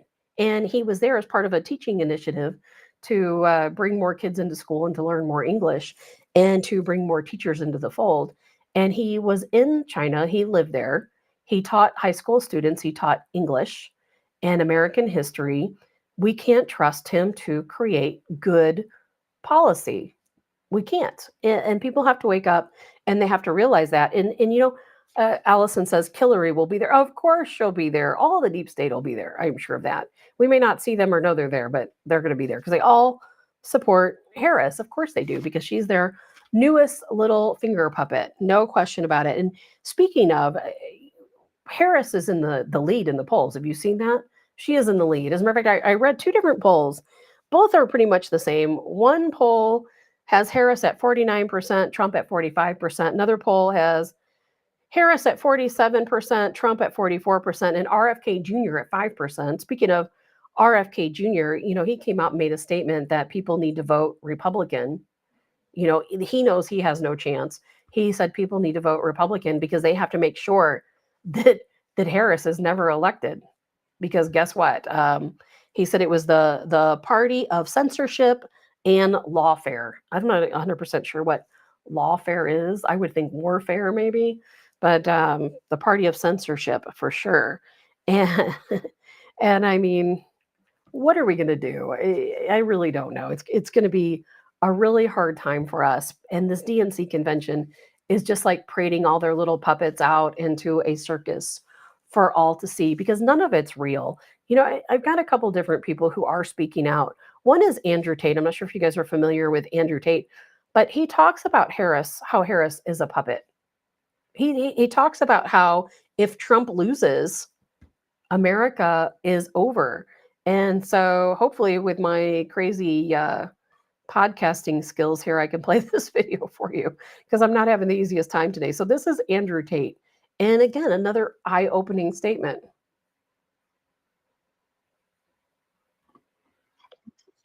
I have weak people around me. I don't like weak people. And the fact that Kamala can't even string a sentence together means that when she gets to calls from the shadow figures about how the world's really going to work, I just can't see her standing up for the average American. I can't see her saying to whoever calls that phone, who's really in charge of things, who've been running things for the last 4 years because Biden doesn't have a clue what's going on, and they say this needs to happen. I just don't see her saying that's bad for the American people. I just see her saying, oh, well, what did Trump say? The bus, that's what buses do. That's it. So it doesn't even matter what she says. It doesn't even matter how well-intentioned she is, which is, again, arguable because I don't believe she is. But because she's such a weak person, she's just going to be stood up there as a puppet, and she's going to be played. And it's scary because I truly believe if Trump loses this election, it's over for America. It's over for the Western Hemisphere. It's done. Yes. How could you not agree with what Andrew Tate is saying? It is over for us because they're going to take away our First Amendment rights. They're going to censor us fully. They're going to cancel X. They're going to cancel Elon Musk. He'll be the next Julian Assange, no question about it. And you know what happens once they take your First Amendment right away? All the rest follow. All the rest will follow. Because if you can't speak out, then you can't fight for yourself. You can't defend yourself. They're going to take away your right to free speech. Everything else will go. Joe says lawfare is a utilization of the law to persecute people, just like that have done to the J6ers. Thank you so much, Joe, because I had never heard the term lawfare before. I thought maybe it was a misprint, but that makes so much more sense, Joe. Thank you for that. Lawfare is the utilization of the law to persecute people, just like that what was done to the J6ers and Trump. Thank you for that, Joe, because we needed that explanation. Sherry says, Justin, Kiev plans on detonating a dirty bomb targeting nuclear plants. Sherry, I heard that last week, I don't know, Thursday or Friday. People were shouting from the rooftops that Ukraine is going to, and it's Russia that's claiming this. And I was kind of wondering, there's so much back and forth. There's so much statements and so much news that I see that I don't ever talk about because I'm always just like waiting to see, is it real? Is it not real? They all hurl things back and forth. I would be very surprised if Ukraine uses a dirty bomb against Russian targets, but it shouldn't surprise me, should it? Because I shouldn't say Ukraine, I should say the United States and Europe, because that's who's really fighting against Russia, as I think we all know. Allison, making examples to keep us quiet. That's exactly what they do. They want to keep us quiet. And Dottie says, like they did to Dr. Nabuti. Absolutely so. And what they do to all of us. That's why they're going after Elon Musk like they are. But, back to Harris. Does she really have any true supporters? We see all these public endorsements. We saw all of these Democrats jump behind her. We saw Republicans, remember Republicans for Harris? We saw Republicans jumping behind her. Don't you think it's really about money? Because I think we know that these people are being paid to support Harris. I can guarantee you every Democrat, they couldn't wait to jump on that list because who knows how much money they received, right, for endorsing Harris. And Dr. Umar, I'll tell you the first thing, I don't really know a lot about Dr. Umar. I don't. But he came out and he said the black vote is not for sale. And, Democrats, they are always going after the black vote. Always going after the black vote. And, and all too often they get it. And it upsets me that the black community goes all in for Democrats. And it's not even about color. They go all in for Democrats. And I don't get it. It's like, haven't they woken up yet? and many have, but hasn't the community as a whole woken up yet and said, these people are hurting us? They're not helping us. They're hurting us. Now we have immigrants that are coming in. They're getting, the free loans. When Harris talks about that $25,000 for new home buyers, well, that's for illegals. That's not for the Black community. That definitely not for us white people. It's not for other minorities. That is for the illegals coming in. Brent says Iranian hackers targeting Trump, reported on Fox. Yeah, that they've been saying that for a while. They've been blaming Iranians for the Trump attempted assassination. As a matter of fact, Donald Trump blames Iran for the attempted assassination. He absolutely made a public statement that said Iran is behind the assassination attempt. I don't know if you guys heard that or not. Anyway, how can you trust a candidate who's literally buying and paying for her votes, for her endorsements? So here is a video by Dr. Umer talking about exactly that. And we've talked about other people who said the Harris campaign contacted me. They want to pay me hundreds of dollars to follow her social media pages, to publicly talk about her, to spread her links and to spread her headlines. And it's bought and paid for. It's sad. It's so sad. For sale no more. Black vote ain't for sale. We bartering on business. We standing on business. Bring us some tangibles or get out of. Sorry. I did that on accident. Sorry. I'll go back and let Dr.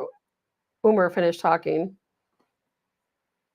I shouldn't be playing with the buttons. For sale no more.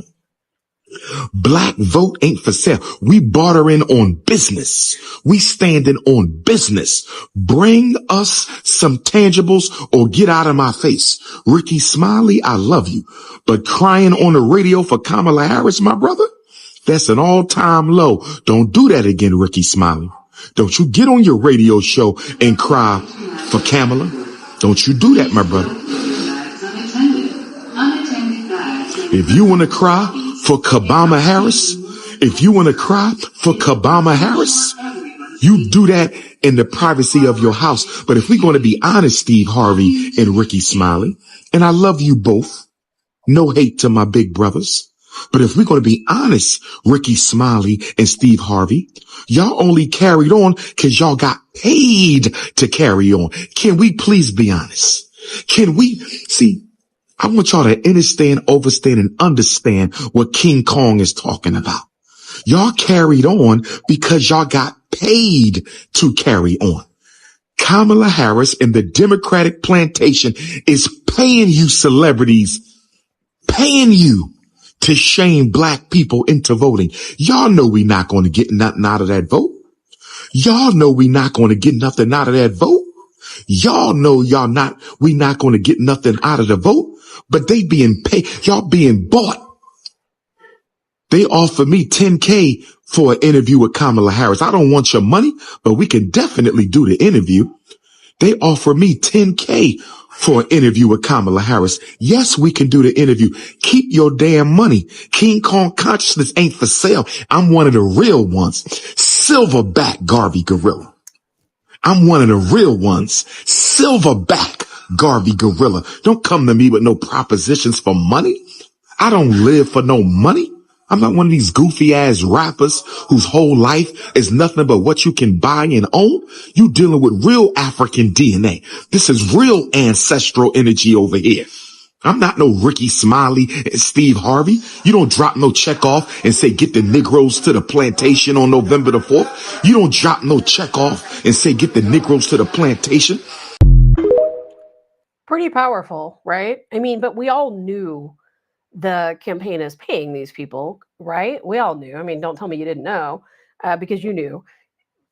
Doesn't matter. No, not a darn thing we can do about it. But people like this, they need to speak out, because what is it? Yes, the black vote is for sale, right? No, of course it's not. And we can't support that. We can't support that. And it's a shame that there are people out there who are allegedly taking money to get the vote out for the black community.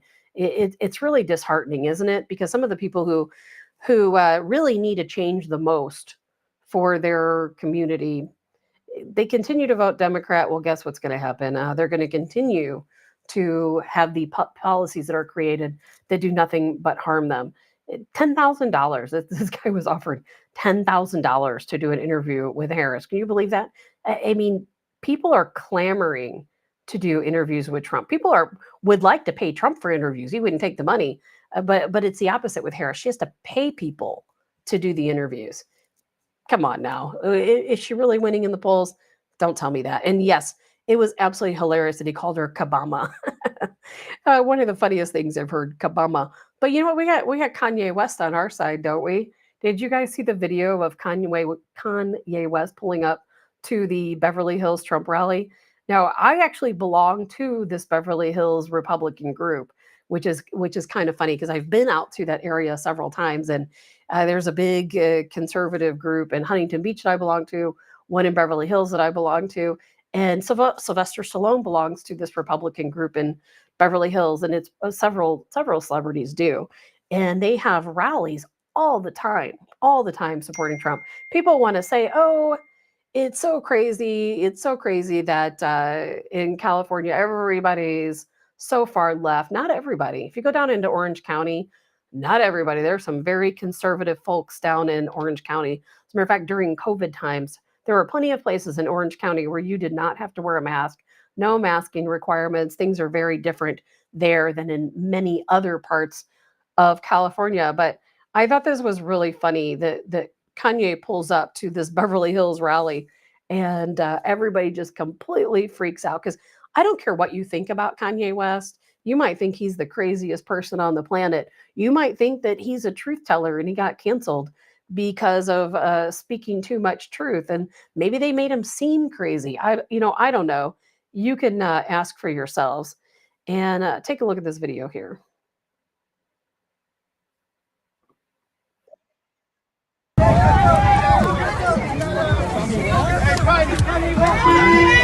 Oh, it's Kanye! What the? Kanye! Oh my God! Make America great again! Oh my God! Oh my God! Yeah! Kanye!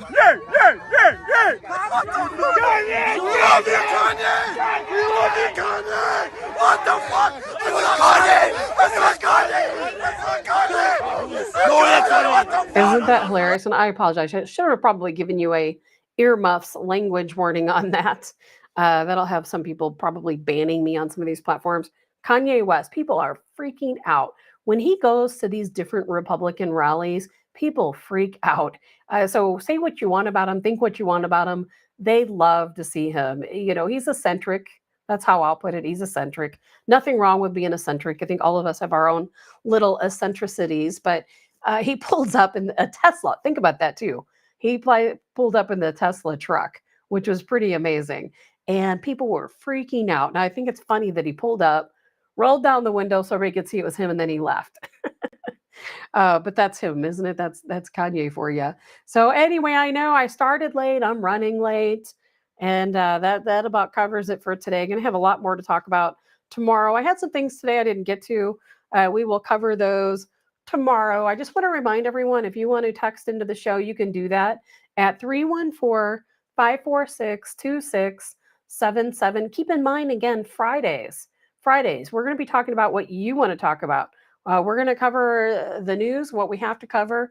And if there's any topics you want to talk about, text me, send me messages. If it's something that's big and breaking news, I'll talk about it, now, today, whatever day you send it to me. But otherwise, we're going to be talking about your topics on Friday. So keep that in mind, because there's a lot of things I don't come across, a lot of things that I don't get to, a lot of stories I don't even hear about. You guys hear about them before I do. Send them to me. Fridays, we'll talk about those. If any of you are interested in joining the show, again, let me know. Send me a text, 314-546-2677. I will be happy to send you a link. You can come in and join the show. Be happy to hear what you have to say. Join my Facebook group. Again, Tabs on Tap Facebook group. We'll be sharing a lot of different information there. As time moves on, a lot of more light things, fun recipes, tips, survival tips, prepping tips. We're going to talk about Colonel Joe Adams on the Facebook group page, let you know how you can join the Washington Guard militia. We'll be talking to Joe on Wednesday. A lot of other things in the works. Thanks again for hanging in there with me. Thank you for joining me, and I hope all of you have a really wonderful day. And I am Tabitha on Tabs on Tap, and thank you all for the birthday wishes. I appreciate that.